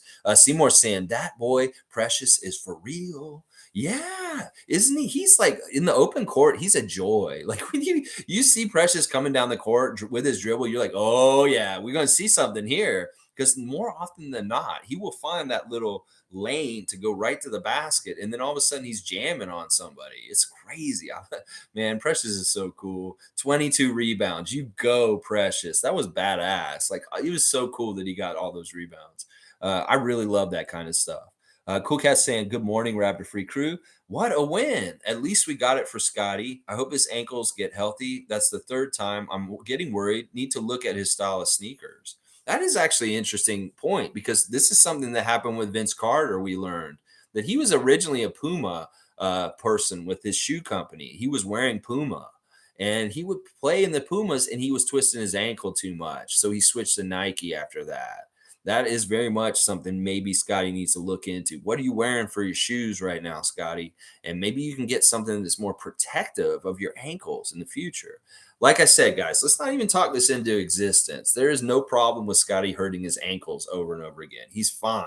He's strong. He's a young man. He's going to be good. And he's going to show up possibly tomorrow night and play for us. And I really do think he'll be ready right away. He's such a young, strong stud. He can heal and get through stuff that normal people will not get through like easily because he's very healthy. He's very strong and he's young. It regenerates quicker and heals faster. So let's not paint him with any brushes. Let's not put him with any kind of like worries that he's going to be chronically having these kind of issues and stuff like that. Don't even speak to no. I'm not listening. I'm not listening. Even if it becomes true down the road. Let's like we're saying, like 2023 NBA champions, Toronto Raptors. 2023 NBA champions, Toronto Raptors. Speak that into existence over and over again. But I don't want to hear anything about Kem Birch's knees, Scotty Barnes's ankles, different people being chronically injured in different places over and over again. I don't like that kind of talk. No, don't speak it into existence. No. Monique saying 905 training camp roster is spicy. Let's go. Yeah, they got a good little crew coming in. They have a good team, and they don't even have the two-way players there at training camp. They're still with the team, although they're probably showing up today, and they'll be at training camp today. Jeff Doughton Jr. and Ron Harper Jr. And maybe even Christian Koloko. He may be down at that 905 training camp getting work in today after they came back from Miami and stuff like that. CC saying I saw tweets from Cameroon to Caleb too. Oh, see, that's the thing. He didn't even just piss off Canada. He pissed off Cameroon, and those people probably came after him too. Yeah, he found out it's real unpopular to do dirty things to international players that have whole countries that kind of root for them, stuff like that. You go, Cameroon. You're the new part of Raptors Twitter and the new part of Raptors fandom. I mean, I guess you've been with us for a while because of Pascal, but even more now, double down with Christian Koloko making history. Cameroon, the country, getting 2 starters in a game on the same team. And now they're going to say if Koloko starts again tomorrow night because Scotty's not back, and Joel Embiid's going to be playing, that'll mean the first time ever in an NBA game that 3 Cameroonian players will start the game, if that is what happens tomorrow. That if Koloko starts again and these guys are all there, that'll be making history for that country. So they've got a lot to be proud of. And I would tell you right now, the country of Cameroon is a Raptors nation. They are not with the Sixers nation because Joel turned his back on them. And now he's becoming an American citizen. He's not just jumping from Cameroon national team to French national team to now he's probably going to try and play for the U.S. national team. What a jerk. Go play for Cameroon. You're playing for France already. You should be playing for Cameroon with Koloko and Siakam. That's who you should be playing for, Joel. Yeah, what a jerk. Let's see. Okay. What a jerk. All right, let me keep reading your comments today. This is really the best way to do the reaction is talk about what you guys are talking about or what you guys want to talk about. Oh, there's a lot here, and I love it. I love it. I love it. I love it. There's lots to talk about today. Okay. All right. Let's see. Seymour is saying poorly refed game. Heat got too many calls. Raptors at one point had 6 free throws. Heat had 13. Shaking my head. There was a commenter that said that we're crying too much about the referees. I do agree to an extent. The way we got to look at the referees is understanding how they could screw us over and understand it's like a snake. A snake will bite you because that's what it is. Well, referee will fuck you over because that's what it is. And we just got to accept that and roll with the punches like the team does and just get it. Like it can be the ugliest win in the world. It could be the most unfair, unbalanced referee game. But when we get that W at the end, that's all that matters. So, I mean, we could be nitpicky and say, yeah, the refs they suck because they did suck at times. And they were very much favoring Miami in the beginning of the game. But as the game went on, it got very even with the calls and it was fine. Everything was fine. So I don't want to come down on the refs too much because they really did manipulate the game too much last night where it was a detriment towards the Raptors. We were okay and we won. That's what matters. Stuff like that. Alvin and Kyle pregame was funny. Yeah, Kyle came over and threw the ball at Alvin while he's trying to do the pregame with Matt Devlin, and they were pounding around and stuff like that. And Alvin calling out Kyle for lying and doing different stuff. He's saying, "Oh, I'm going to see him later on." And he's like, "Yeah, I'm sure they did see each other later." But Alvin, fantastic purple shirt and suit. Y'all just look great down there, and good job. You guys were calling the game really well. And Alvin's fun. He's like got an edge to him. He's a little bit more comfortable this season, you can tell, and he's still putting in those little tidbits and stories from his NBA career and his perspective as a player. I really love Alvin Williams in the broadcast booth, and he's getting more polished. If you guys can tell, his delivery is a lot more clear and crisp. Not so much or like messing up words or not making total sense. So Alvin Williams, you keep going. Salute, freak. Salute, logical Raptors fanatic. Appreciate you, Mike. And please keep coming back, and go check out his channel, Logical Raptors Fanatics. Great YouTube channel. Let's go, Canadian Cowboy. And Seymour, you took that message back just now. I don't know. Is 35 old? I'm old. No, 35 is not old, man. I'm going to tell you that right now. As a 47-year-old man, 35 is not old, and neither is 47, y'all. So realize that. And not even 66 is not old either. It's all in your mind and how you want to think and stuff like that. Age is something that's built by society as a construct. It's all in our heads. You want to think that you're old at any age, then you can be old. You can be old at 4 years old. In fact, you may see an old soul 4-year-old, and you'll be like, that 4-year-old is way older than 4. Their soul is just very old. You know what I'm talking about? Those creepy, weird kids that are very wise, and they're kind of already like who they are as an adult, even though they're only 4 years old. That's what I'm saying. It's all in our heads. You want to be as old as you want to be. If you want to be 35 and feel like you're old at that point, you go ahead. But you're not. Trust me, you're very young. In fact, you're not middle aged yet. So the average life expectancy is right around 80. So you have more than half of your life to live still, hopefully. So yeah, it's not that old. Tom Duke's saying, you're right. Sorry for calling him old. Still too grumpy. He's Tony Brothers is definitely grumpy for sure. He's definitely grumpy. But yeah, we've been talking about a little bit about ageism recently and stuff like that. I love that Evelyn's such a great role model for not, thinking with your age or being who you are as your age. She doesn't have any boundaries about how she lives her life and what she wants to do. Age is just a number. She lives her life and it doesn't matter. And I really much carry myself in the same way in my life and stuff like that. So it's really up to the individual. You want to feel old at 35? You go ahead, but you're really not. Trust me. And I'll say that maybe to like a young kid, like a 20-year-old, you're like old. They'll don't listen to them. They're knuckleheads. The 20-year-olds don't know anything as far as age and the perspective of age that they'll gain as they get older because they're too young to understand it. So they see a 35-year-old and say, you're old. But you're actually not. You're not old in the perspective of things. You just may look old to teenagers and early 20-year-olds and stuff like that. Let's see.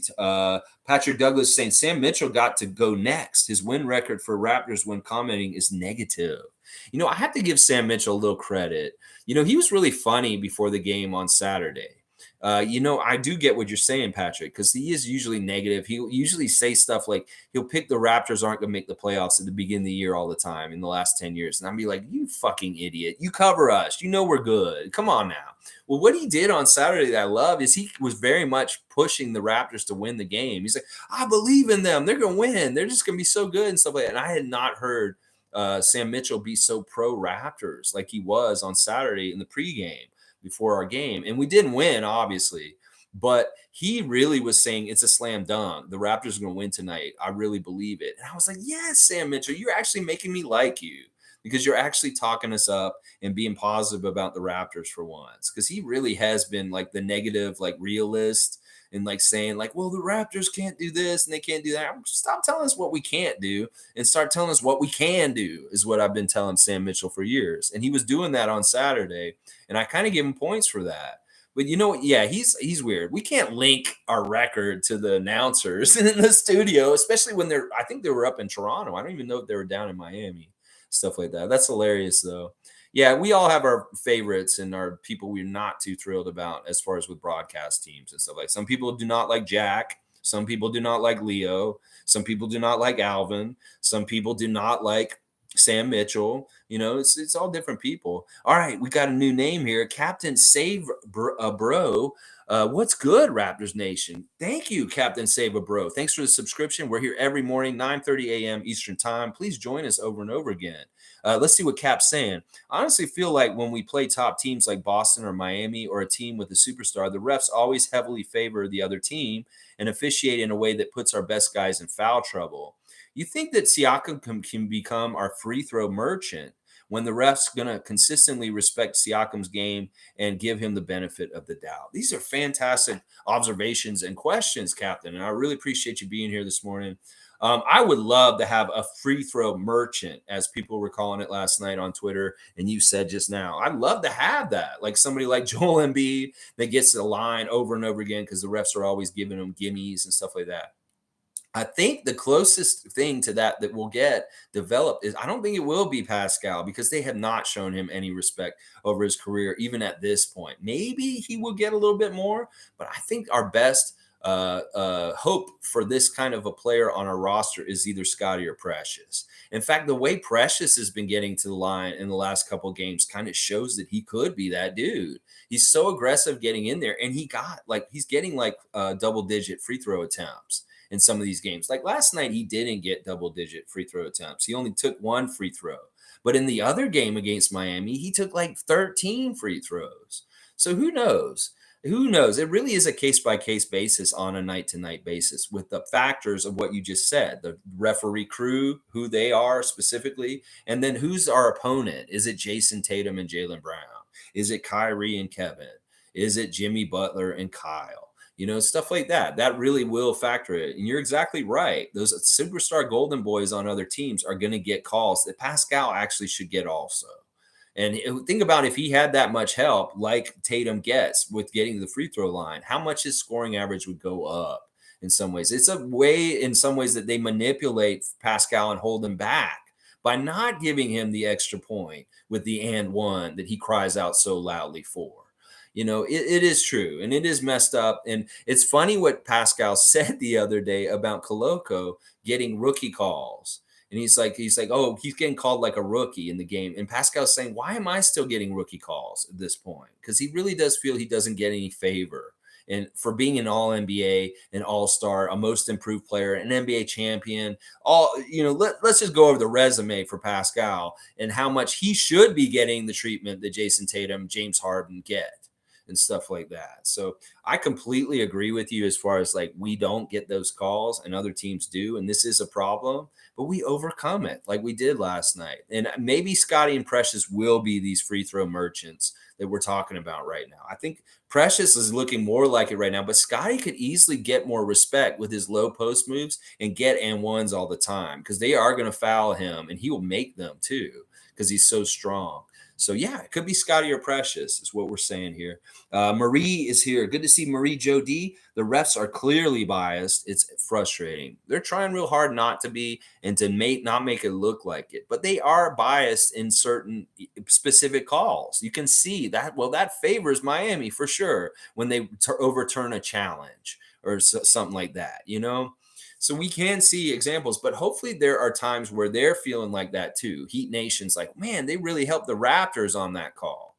It's all got to be a balance of screwing over both teams equally. And that's why we feel like they screw us over because, yeah, they do screw us over. But as long as Miami Heat fans are feeling like they screwed them over equally, then the refs did a good job. That's what I say is like if both fan nations are mad at the refs after the game, good job, Tony Brothers. You did a good job then because that means you did it equally. We're both pissed. I know it's crazy, but it's true. And it's very similar to the first game of the season with Cleveland. Both fan nations were up in arms about how the game was ref. That both teams thought that both fan nations thought, oh, they ref the game against us. Both of us. Well, what's the truth? Did they ref against us or did they ref against Cleveland? They did both. They refed against us both at different times. And that's really what it is. So Miami fans, let's go see what they're saying on Twitter this morning about the refereeing last night. And if they're saying just as much trash talk about the refs as we are, then they did a good job. That's kind of how I check it now. It's like, is the other fan nation upset about the refs as much as we are? Then the refs did a good job. I know it's crazy logic, but it makes sense. If both fan nations are pissed off, then it's equal. Monique saying nothing new here about Sam Mitchell. He is always wrong with our record. I know Sam is, but he was buying into us the other day, and I have to give him credit for that. And I like that energy from him because he's such a boisterous personality. If he's actually pushing us and he's talking big, upping us, I'm like all for it because I like that energy coming from him. But usually he's a Debbie Downer. He's kind of like trying to be a realistic, like unbiased NBA expert, and he'll actually poo-poo us and downgrade us when he doesn't actually need to. He's like not being realistic, and that's the thing that bugs me about him sometimes. Let's see. Monique saying nothing new here about Sam Mitchell. He's always wrong. Oh yeah, I just read that. Captain is saying seriously. There's a lot of for times where the refs dictate the game and hamper our players, where we can't really play defense and they let the other offense do whatever they want. There is definitely a problem with like refs maybe focusing on one end of the court and giving us a lot of calls and letting the other team play wide open. That definitely does happen. But we need to recognize when that happens and when it doesn't.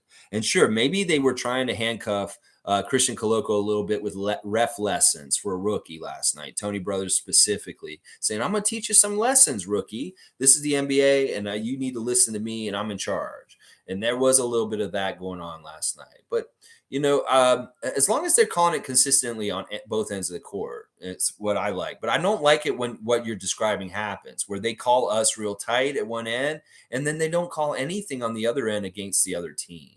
I don't like that. And that happens. You're right.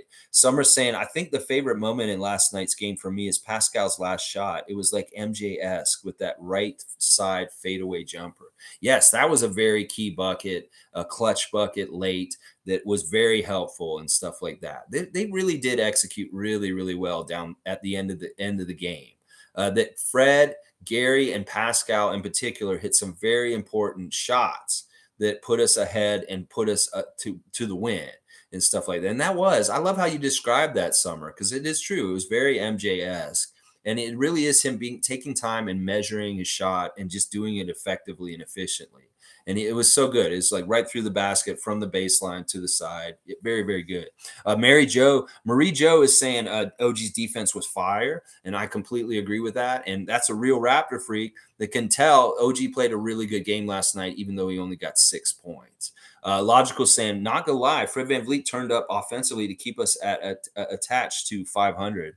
Yeah, Fred was a big component of the drive and the will for us to win the game last night, and he did step into his shoes from last year a little bit more than he has so far this season, as far as taking the offensive load and being the guy who gets the points for us. And I appreciate that about him.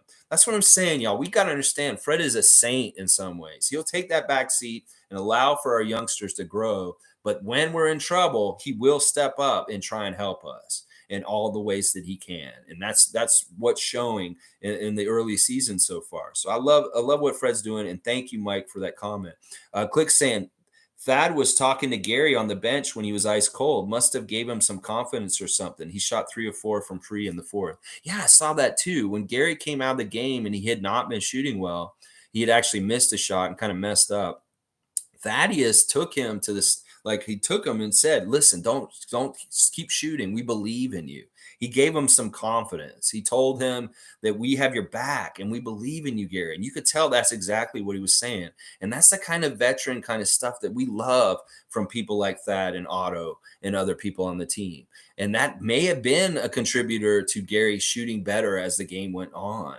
That, dude, these guys have my back. They love me no matter what, whether I win or lose, or whether I succeed or fail. And that's how we should be, as like that is a teammate towards Gary. That's how we should be as fans, is that kind of way, supportive and understanding, and tell him you may not got it that time, but you're going to get it later. And you very much did, Gary. You did later. And that was awesome. I love seeing that.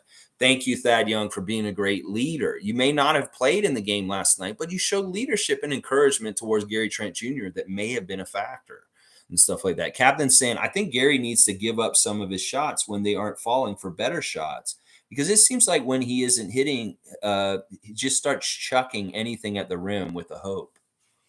I wouldn't characterize it exactly as just like chucking it without a hope. He's very much guided and measured, and really is trying to make it. He's not shooting to miss like OG says. I don't know. Gary's a weird player because he is very much a classic like shooting guard, like high volume, like isn't going to make all the shots, but he will make a lot of shots sometimes. Like he makes me think of John Starks. If you remember John Starks, who used to play for the New York Knicks, he very much was very, very cold sometimes and very, very hot, like red hot. And that was the gamble with Starks on the Knicks. You didn't know which one you were going to get. Some nights he just didn't have it, and he was just not going to be helping you towards a win. But other nights he could be absolutely overwhelming for the other team, as far as he's scoring so much, so quickly, so fast, and so efficiently. And that's the thing we got to say, is like Gary's the tap on our team. This kind of goes from hot to cold real quick. And we got to just ride those waves with him. It may very much be like, oh, we're down here and stuff like that. But then all of a sudden, by the end of the game, we're riding high with him like he did, hitting the dagger in the corner and being 3 of 4 from three in the late part of the game that mattered the most. So it really is like he's going to be hot and cold as a streak shooter. And we just got to understand that's part of his characteristics as an NBA player and accept it. And we got to live and die by it. And sometimes we will lose because of him and he will disappoint us. But more often than not, I'm going to bet you money he's going to win games for us and hit clutch shots and very big ones like the one last night, stuff like that. So I don't want to limit his shots. In fact, I want to encourage him to shoot more. Honestly, I want him to shoot more because he's going to, the more he shoots, it'll be better for us. Trust me. Because sometimes we just don't get points, and he is the guy who's like carrying water and making points for us when we're having stagnant offense times. And he's the one who can still get a bucket, even though nobody else is making anything. So it really is a take it by moment thing. And maybe he's cold, and Nick has to sit him for a little while, but maybe he'll try him again later and see if he's changed and he's hot then. Stuff like that. Click saying Miami fans been preaching about his offensive game that once it's developed, he will be a legit superstar. It's been 4 years they're saying this. He's so inconsistent. Are you talking about Bam? Yeah, make sure you put in the proper noun just so I know exactly what you're talking about. Yeah, I think it's Bam you're talking about because I kind of criticized him a little bit. He's a weird player. Like I said, it would be really weird to see what he would have been like if he'd been on a Raptors team and the development he would have gotten here and stuff like that. Who knows? Nameless is saying, "Oh my God, that fake timeout call while we were in transition was the worst of all. They call a fake timeout and let Miami get back and set their D. That was before we were leading." When I read that call, I thought that our players actually thought that we were gonna call a timeout because if you look at the way Pascal and Fred had the ball at half court, they almost did a backcourt first of all, and I think they were expecting Nick to call a timeout, but then maybe he changed his mind. That's kind of how I read the situation. It was an inadvertent whistle. But I think it was partly our fault because we were kind of being sheepish about maybe calling a timeout because the body language of Nick, the body language of Fred and Pascal with the ball made me think that they were actually expecting to go into a huddle and timeout, but they weren't. So I don't know if we can totally necessarily blame that on the coaches. I think that we were actually showing that we were going to call a timeout, but then we changed our mind at the last second. That's kind of the way I read that play. That it and that the refs were actually nice to us because they didn't call us for like kind of screwing things up, and they just said, "Oh, inadvertent whistle." But I don't know. It could be that you're right that that's how it looked. But to me, when I saw it, that's how I read the situation. That they were going to call a timeout. That Fred and Pascal kind of had that exchange to slow down and just kind of like, "Oh, we're about the timeout." But then Nick was like, "No, no, we're not having a timeout." And then they were like, "Oh, you didn't want a timeout. Well, we blew the whistle." And they were like, "Oh, okay. Well, then inadvertent whistle, you get to set up again." That's kind of how I read that situation. It wasn't as nefarious as kind of the way you're putting it there, that they were trying to screw us over. But yeah, that definitely had that effect. They were already kind of set up on defense, though, in that play. They were all back already. So it really wasn't exactly that. But I may be wrong. It could be that that was a real screw up by the refs. But I think it was because we were sheepish about calling a timeout and they were going to give us that timeout, but then we changed our mind. Monique saying, "Give me 15 minutes a game with Malachi, then talk." Ooh, yeah, Malachi get more minutes. Let's see what happens, Nick. Let's see what happens. Logical saying, "Did everyone see Fred VanVleet's IQ, the take foul by taking a block charge and just running in front of the breakout man?" Fred's so smart. He is so brilliant and stuff like that. Yes, logical. That's awesome. Nameless is saying, "You talk about phantom calls and taking the ball out of our hands. Just refer to that fake timeout the refs called on Toronto while we're running down the court." Yeah, I mean, you guys are reading it different than I do. Like, I really do think we were about to call a timeout, but we changed our mind. And it really is evidenced by the way Pascal and Fred were at half court. Where they slowed down. They weren't getting into the offense. They were kind of like, "Oh, okay, we're doing this," or something like that. So I don't know if that's exactly what happened. I may be wrong. You guys may be right. But that was inconsequential also, ultimately. I think we actually continued to play, and we still scored on that possession. So it was not a big deal. Cool Cat saying Scotty in his tuxedo suit, his Canadian tuxedo. his jean jacket. Hot Take Jay's here. Good to see Hot Take Jay. Thoughts on Gary's fourth quarter three? Brilliant, beautiful corner three. Fred VanVleet, Nick Nurse want him to shoot from that corner more often. You can see why. It doesn't matter Tyler Hero or whoever is right there in his face, guarding him real good. He could be falling out of bounds and behind the backboard. It seemed like that's just a rainbow is going to go right to the pot of gold. And that's what it looked like last night. It was a beautiful, beautiful dagger. It's a fun dagger because it's from the corner. It's well contested. And Eric Spoelstra after the game was saying, how did he make that shot? That is not an easy shot to make. And yeah, that's the kind of daggers we love. And that is what Gary Trent Jr. is capable of. Huge, crazy daggers that are incredibly impossible shots. And that's why I love Gary, and I believe in him. Yeah, Nameless saying, I love the way Siakam and Fred VanVleet were playing off each other last night. Yeah, it was a little old school. It's like these guys have played together their whole careers as Raptors. They came in together. They have a lot of accrued experience in playing off each other. That is really a part of our bag that we need to go to at times is go to that experience between OG and Pascal from over the years. Go to that experience between Pascal and Fred. That is accrued reps that we love, and they have a lot of history and know each other very well. And so they should play very well off each other. I love that. I do love them playing off each other. And I do like more assists and playing off of each other and stuff like that. It is very, very good. Cool Cat saying Fred VanVleet scored out of necessity in that Heat game. It's a team. Yeah, well, we needed him. We needed him to carry water. We needed him. In some ways, we needed Fred to step up last night because Scotty was absent. That in some ways Scotty has a certain scoring part that he gives to us. Well, Fred maybe needed to carry more water in Scotty's absence. Koloko's not an offensive replacement. He is a defensive replacement in the starting lineup. And, Scotty adds some points and some production. Well, Fred needed to step it up with Scotty being out and stuff like that. And that's probably part of the reason why he had that more mentality with Scotty was not playing. Fred's like, well, I'm going to need to score more because Scotty's not here. Stuff like that. Logical saying, laugh my fucking ass off. Called Fred VanVleet's role this year like 2 months ago in my extension series. Well, kudos to you, Mike. Good job. You got some Nostradamus in you. Monique saying the comments towards OG are sickening for me for some reason. Yeah, I mean, you love OG. You love your team, Monique. You're a real one. You love your team. You stand by them. You're a super fan. You're a real fan. Some of these people aren't real fans. They're Toronto people that love sports and they just want people to criticize. Maybe they have nobody in their life that they can criticize. They have no power. In life, they find power from criticizing millionaires that played in the NBA. And that's how they feel powerful or important.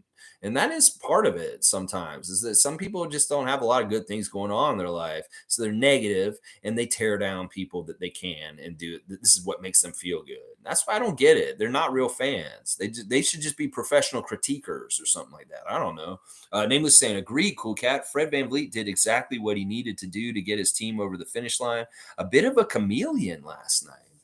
I'm telling you, I love that he has that ability to dial it up or dial it down depending on what's best for his team. And he is so good at that. Many, many selfish players would never treat this way. You think Russell can do this? Russell Westbrook? You think James Harden? I think maybe James can do it a little bit. We're seeing him dialing it up right now. And last year, he kind of dialed it down.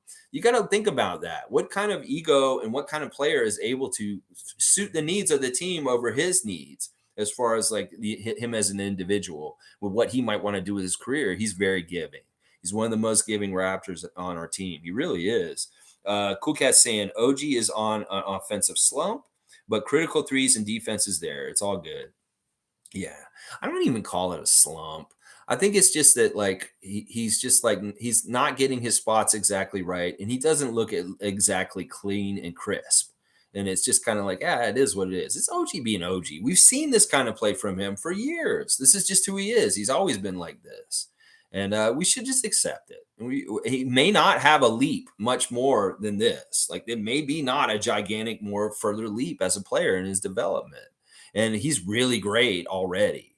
I mean, honestly, I'll take him as he is right now, even if he doesn't improve exceptionally more.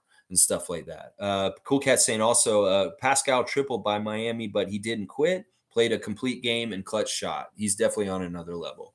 Yeah, I think it's kind of a snub that Jason Tatum's the player of the week. In some ways, I wish it was Siakam, obviously, but it is what it is. They're going to give Boston some bones because they have been perfect this week until last night. Yeah, DeMar DeRozan and the Bulls beating the Boston Celtics for their first loss of the season. Thank you, DeMar and Chicago, for knocking them down a peg. They were undefeated at 3-0 until then. Now they're 3-1. Yeah, I want everybody to beat Boston. I really, really do. That's the team I want everybody to beat. Philly, Brooklyn, Chicago, Miami. If Boston's involved in the game, I'm rooting for the other team this year. Yeah, yeah. So you go, DeMar DeRozan and Chicago Bulls. Yeah. Nameless is saying it is okay if OG doesn't score 20 a night. He does so many other intangibles that it doesn't matter. My problem is I held him to Kawhi's standard on the two-way game, and maybe it's not, that's not fair to OG.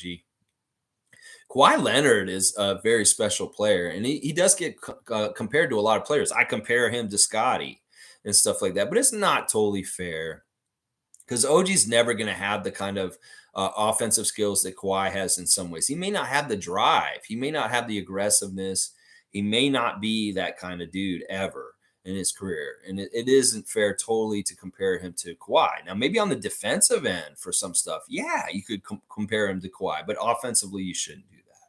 You just really shouldn't. And I think that's the right way to think about it, Nameless. It's okay if OG doesn't score 20 a night. He averaged 15 points a game last season, like all of our other starters. So if he's still averaging 15 to 20 points somewhere in there, that's very successful and good. And that's what I want from him, honestly. I don't want him to be our number one scorer. I don't want him to be the guy that we have the ball go through all the time because it's not going to be the most efficient choice between who we have. Is Pascal, Scotty, Precious, those guys will be more efficient on offense for us than OG in some ways. Let's see. Patrick Douglas saying, let's push OG for a defensive player all team. Yeah, let's get Matt Devlin on the announced team to start calling it out like he did last year. He really brought a lot of things into fruition just by saying it. That's what I'm saying. Toronto Raptors 2023 NBA champions. Toronto Raptors NBA 2023 champions. Freddie All-Star, Scotty Roy, Pascal All-NBA, OG Anunoby All Defensive. That's what we want from you, Matt Devlin. You are our best PR spokesperson to put that out in the ether and get people thinking about it. So as the season goes on, if you feel like OG Anunoby deserves all defensive kind of nod or something like that, Matt Devlin, start making that name go out over the airwaves and people will hear it. And all of a sudden, whoa, Scotty Roy. Oh, Scotty Roy. Ooh, Freddie All-Star. Freddie All-Star. Ooh, Pascal All-NBA. That's what I'm saying. Maybe Matt can help make this happen for OG this year. Let's say OG Anunoby All Defensive. Yeah, say that, Matt. Say it over and over again this year, and maybe it'll happen. You give him some help.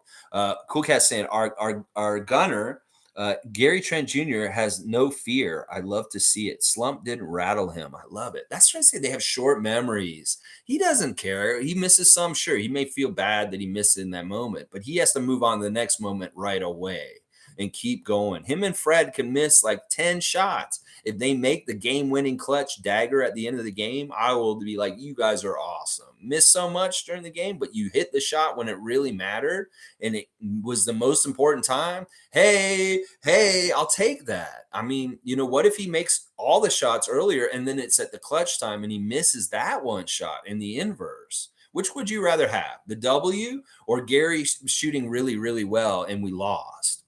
I'd take Gary not shooting very well, but hitting a dagger at the end of the game and us winning. That is what I'll take every single time. I love it. Mike saying old school Boucher comes in and hits a three and gets a block. Yeah.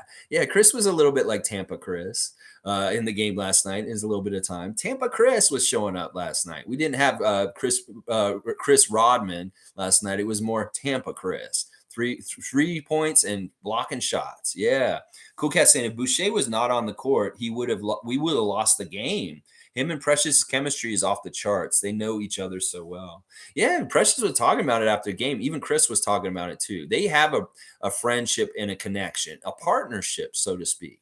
It's almost like we shouldn't start Precious because that tag team of him and Boucher coming off the bench is very formidable. Like they're very reminiscent of Sally and Rodman in the Detroit Pistons old days, as far as like these long guys that come out energy, rebounding, and block shots and do all kinds of stuff. They're very reminiscent of those bench guys for the Pistons in the late '80s, Rodman and Sally. They come in and they're just energy bounding all over the place, rebounds just all over the place. And they come in very much in a tandem in the way they think about it as a pair and the way they attack. And in fact, they may actually like have very specific things that they talk about that they're going to do when they come in. It could be that last night Precious was like, I'm going to get on the boards, Chris, and you go ahead and shoot this time or something.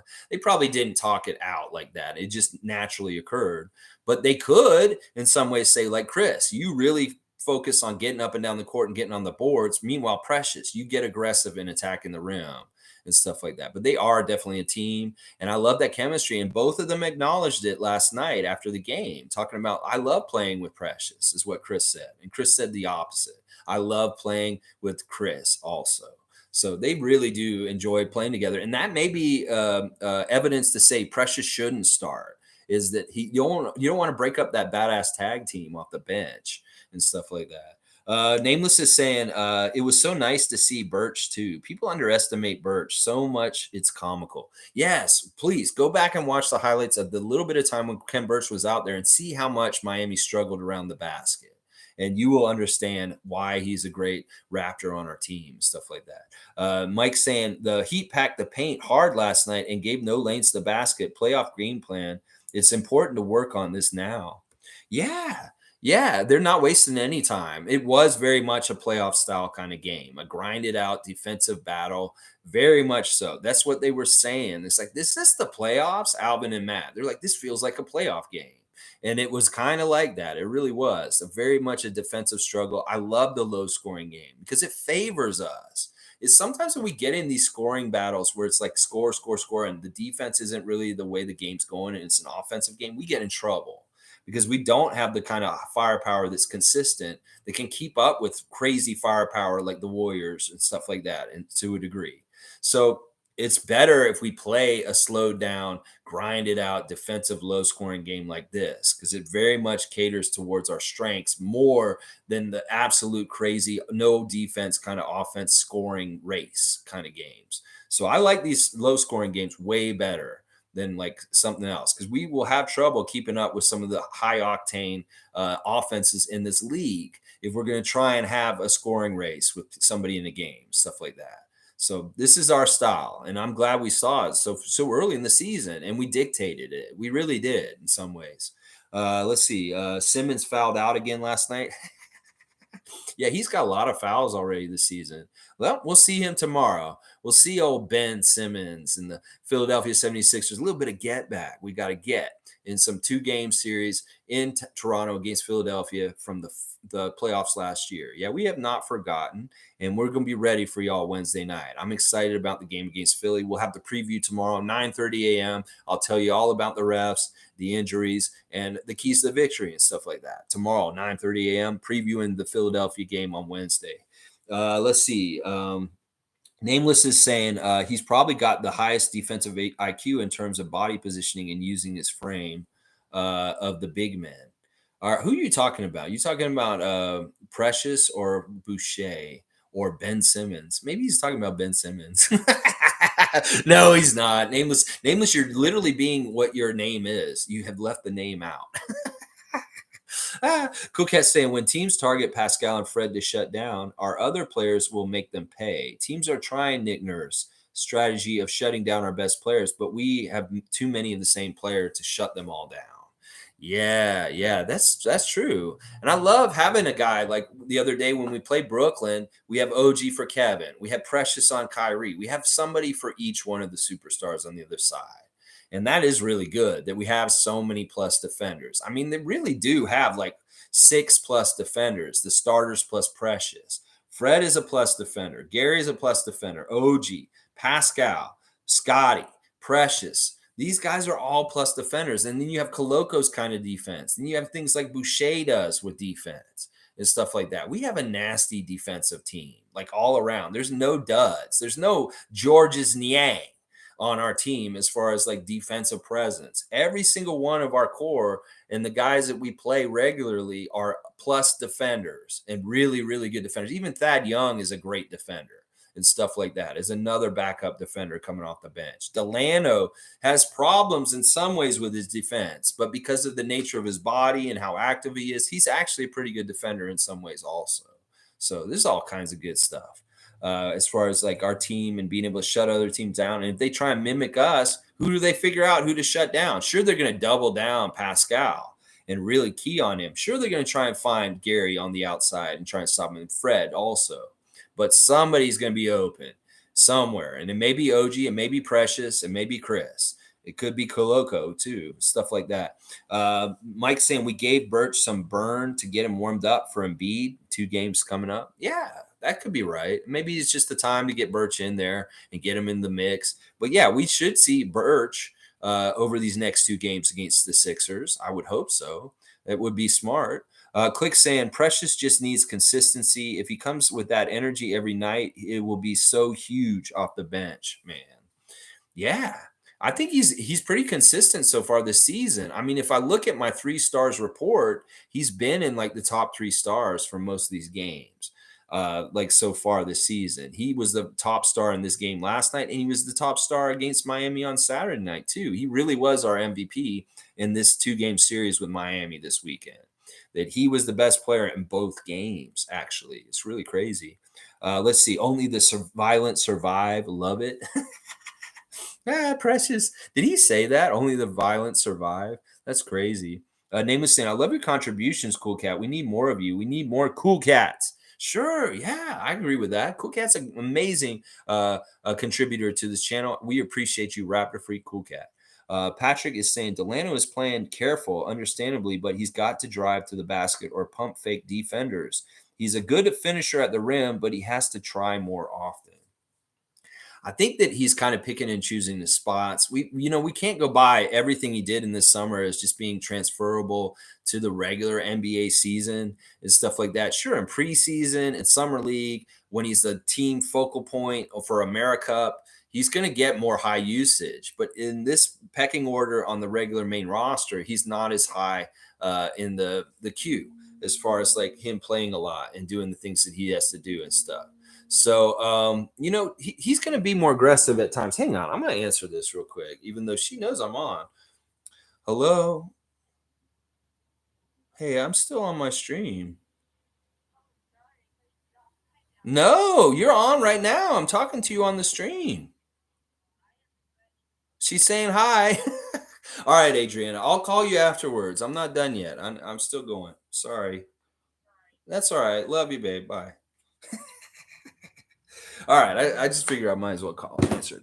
All right, so anyway, as far as with Delano, he's picking and choosing his spots. He'll be aggressive in times when he needs to, but he's kind of dialed it back. We're not really using him a whole lot either. He hasn't got a whole lot of minutes. He's really just getting like little filler minutes right now and stuff like that. But yeah, we can't expect him to be exactly everything he did in preseason and this summer. All at that level in the main roster right now. So, but he'll definitely be getting more chances as the season goes on, and who knows, he may step up and have a few games this season that are very reminiscent of how much he was like used this summer and stuff like that. Cool Cat saying Koloko is Pac-12 Defensive Player of the Year. He knows the trick of tapping it out. Pascal is telling him not to block everything, put his hands straight up to get out of fouls. That's actually smart strategy also, as far as the tip, is that maybe it does save him from getting some weird fouls by trying to be too forceful and getting it with both hands and stuff like that. Nameless is saying Koloko is built like Gumby. I love Gumby. Gumby is so awesome. Gumby and Pokey and their friend Goo and Prickle and those fucking blockheads. Man, I was such a huge Gumby fan as a kid. I had like a blow up Gumby. He was like 6 feet tall. I got for my birthday from my best friend. And my brother was mad at me. He popped it. Good times. All right, Logical saying my 2-month mark of started videos hits Sunday. Okay, congratulations, Mike. Good job, man. Big respect. Let's see. Fred's 3-point shooting was chef's kiss. Yes, Monique. But Fred had his spots. He picked a couple threes and made them. It was really good. Let's finish up these comments. We're almost to the end. Name was saying Freddie and Gary were just too much from beyond the arc from Miami. Sure. It's going to get worse when Wancho and Otto and Boucher get going. I agree with this. Our 3-point shooting could be way better. We did outshoot Miami for 3 last night, and that was actually really good because that's a good 3-point shooting team with Strus and Duncan Robinson and Hero and stuff. Well, we beat them at the 3-point line last night, and that's fantastic. I like that. Especially since we've had so much trouble with the threes at different times and we did that. Monique saying, Lex, seriously, question. Have you tried Scotiabank Arena's new food menu? How do you like it? I normally eat from home. Let's rock the building tomorrow with me. I don't usually eat in the building. I did have something when I was there for the preseason game. It was like a buffalo wrap, and it kind of made me sick. But it's partly because I have food allergies, and I shouldn't have probably ate it. But it seemed fine. It was tasty and stuff like that. I ate so much of the food at the building when I worked there. We got an employee meal every game, and it was one of the hot dogs. We'd get a hot dog every game, and I'd eat it. But I would eat other stuff too, like pizza, corned beef sandwiches, stuff like that. I mean, I knew all the chefs at that time too because I worked with them in the booths. There's a guy named Daz who's such a cool dude. We were always joking around with Daz. Miss you, Daz. Whatever's going on with you, Daz, at this point in your life, I hope it's all great and blessings.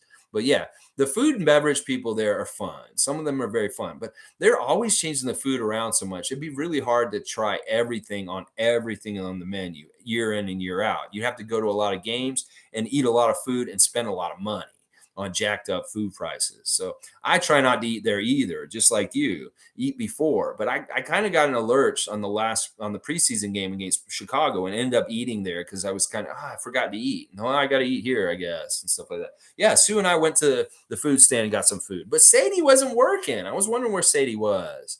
I hope she's still working at the arena. I think she is. I think she just took that day off because it was Canadian Thanksgiving and she has seniority. And she was probably, I don't want to work this game. I want to be home with my family on Canadian Thanksgiving. But I'm hoping I'll see Sadie Campbell in that stand up on the 300 level this year, too. That my good friend Sadie. Let's see. Nameless is saying the Raptors have so many sharpshooters that on any given night, they will always have one or two players that will torch you. Somebody will step up, hopefully, and fill the water. That's what's important. Monique saying, news and notes, everyone. The Welcome Toronto Creators Program is now open. Apply now.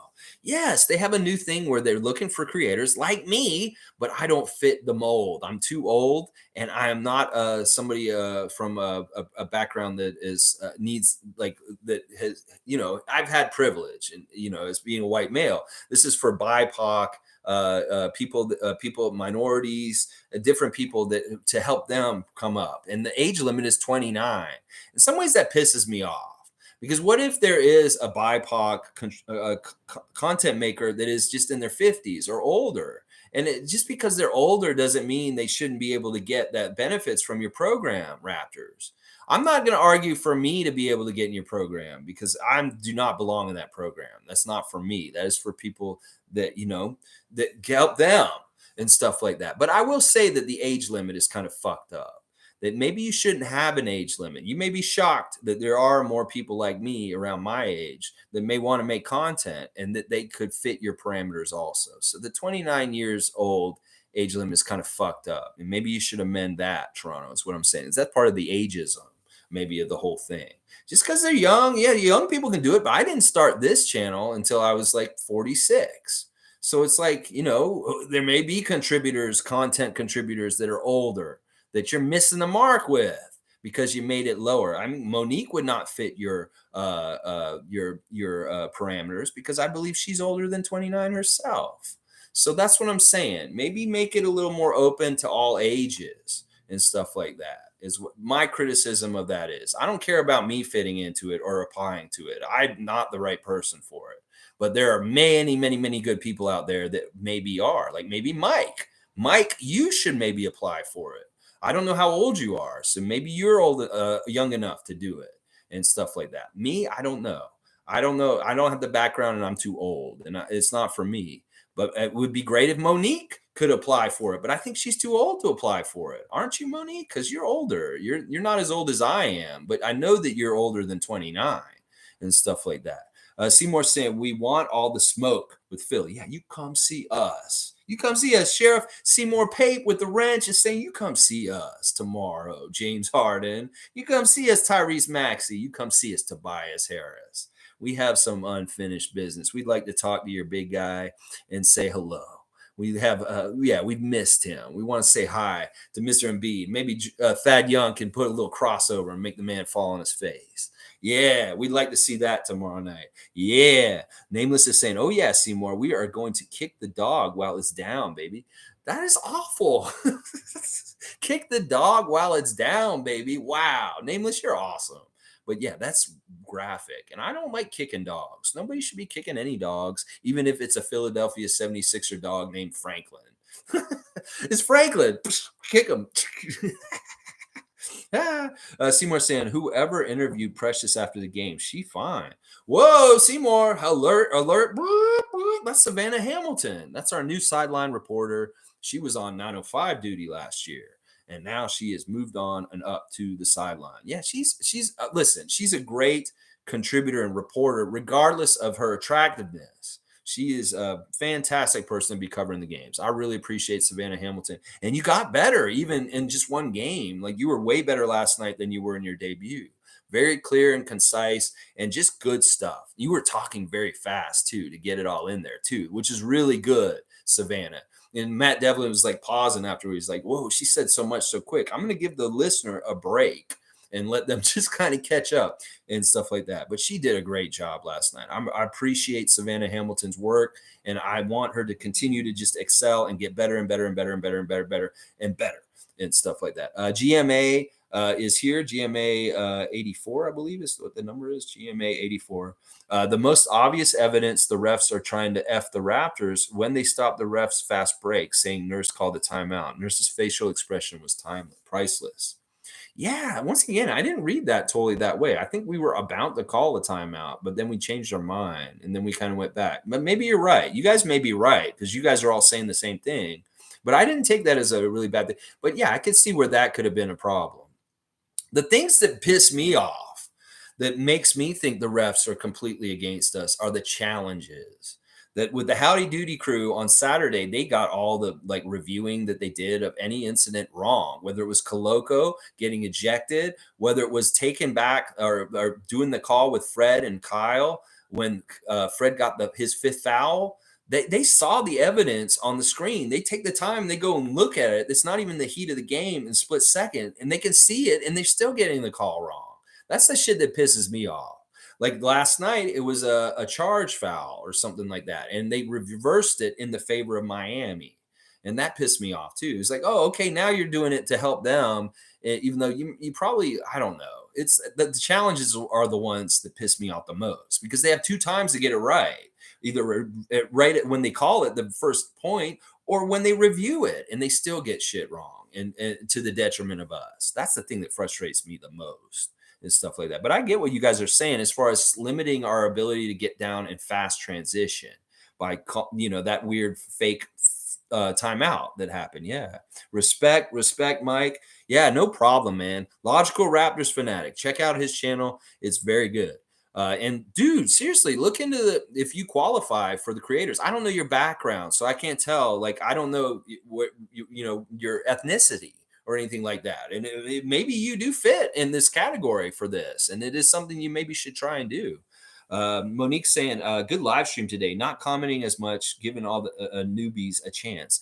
Monique, you are so kind. You are being Fred VanVleet today. You're giving everybody else a chance and holding back your own stuff. What you are. You're like El Capitan. You are the boy. You are the twin of Drake, whose birthday it was yesterday. We won the game on Drake Day, Drake's birthday, OVO, the October's very own birthday yesterday. Good stuff. Yeah, Monique, you're being the Fred VanVleet of the chat today, and I love your selflessness. Patrick Douglas saying Rico Hines runs of playing without fouling and executing offensively is showing down the stretch for us. Yeah, I like that too. The Rico work has helped a lot. I want to see more of Rico on the bench and what he's doing with our team, though.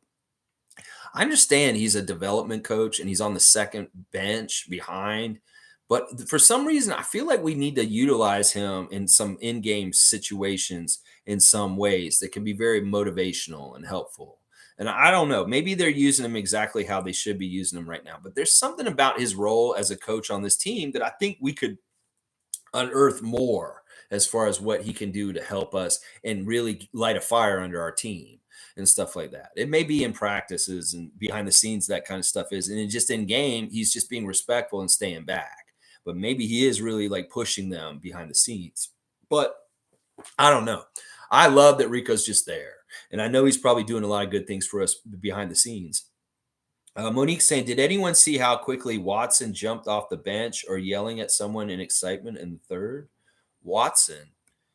Earl Watson. Yeah, I mean, everybody was getting excited and they were smart. They weren't coming on the court. They weren't breaking any of the rules. Scotty was definitely having a good time on the bench, even though he wasn't playing. He was dancing at one point. I saw Scotty over there, like getting down. Yeah, he's feeling good. His ankle can't hurt that much because he's feeling good.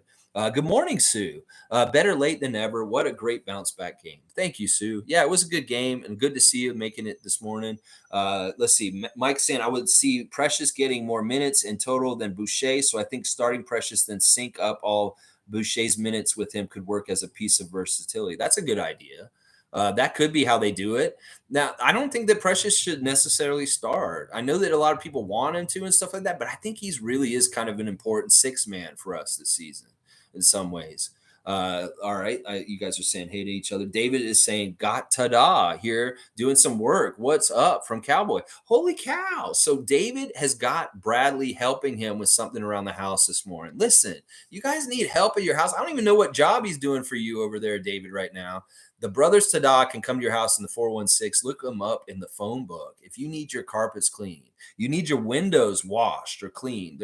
You can't see clearly now. Well, you call them. You can see clearly now. The rain is gone. You want to get some painting done in your house. These dudes will come do it. You just look up Tada in the book. 416 Brothers Tada down at David Saborin's house, helping him out today. Good job, Bradley. You go, and thank you, David, for getting some work for Bradley. And hopefully it's all just working out real well, getting something done that you needed done around the house.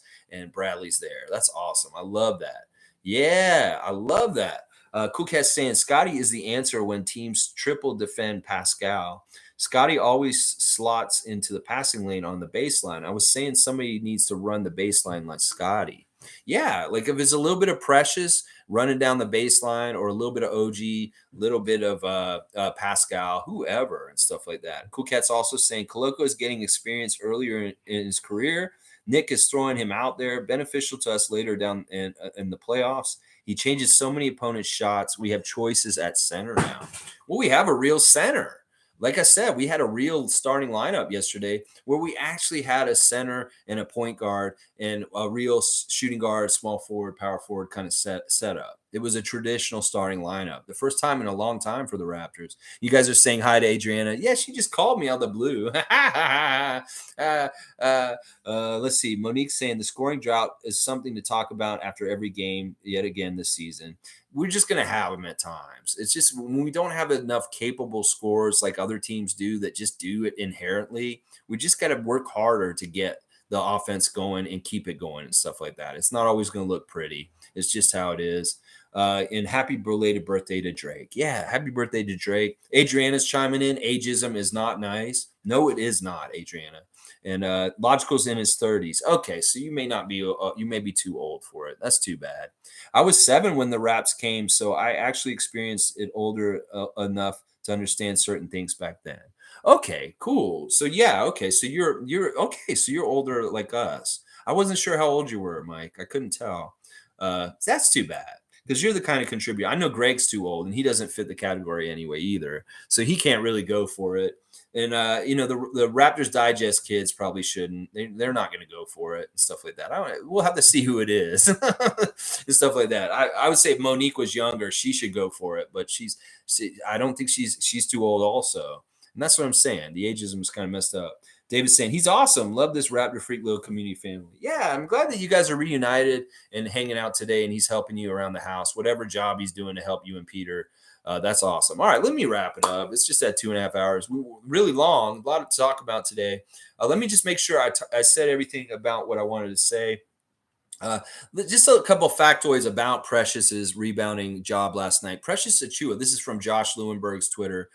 Precious Achua is the eighth player in the NBA to record 22 or more rebounds off the bench since 2000. He joins Ennis Cantor, Hassan Whiteside, J.J. Hickson, John Henson, Paul Millsap, Kevin Love, and Tyson Chandler.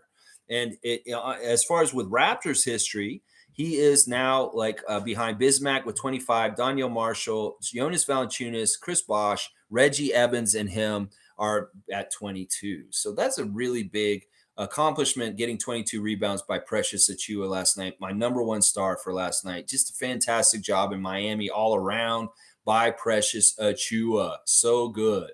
And I just really love how the Raptors played in all kinds of different ways last night. It may not have been pretty, but they made sure they won.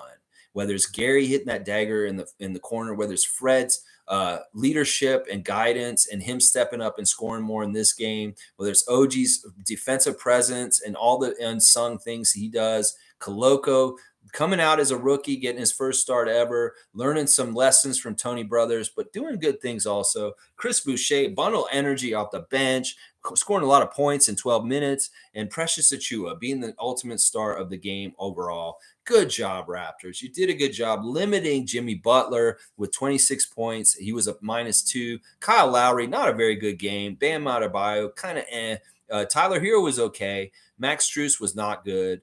So we did a good job handling the Miami Heat, and they're not a very good team. They're going to struggle this year, and they may be a play-in team. At least the way they look right now, without having done any kind of move to get more big players for them, they're going to be a play-in team. They're not going to be a regular playoff team if they're even going to make the playoffs. Watch, they may not even make the playoffs. So it's going to be a long year for the Miami Heat. Trust me, it's going to be a long, long year. Monique saying, in my 30s, let's go Raptors. Keep up the great work, Lex, and we support you always. Right back at you, Monique. Support and love coming from me. Also back to you, Monique Lawrence, super fan. All right, guys, have a great day, and I'll be back tomorrow for a preview of the Philadelphia game on Wednesday night, the first one of two here in Toronto against the Sixers. Fuck you, Joel Embiid. We'll talk about you tomorrow. Let's go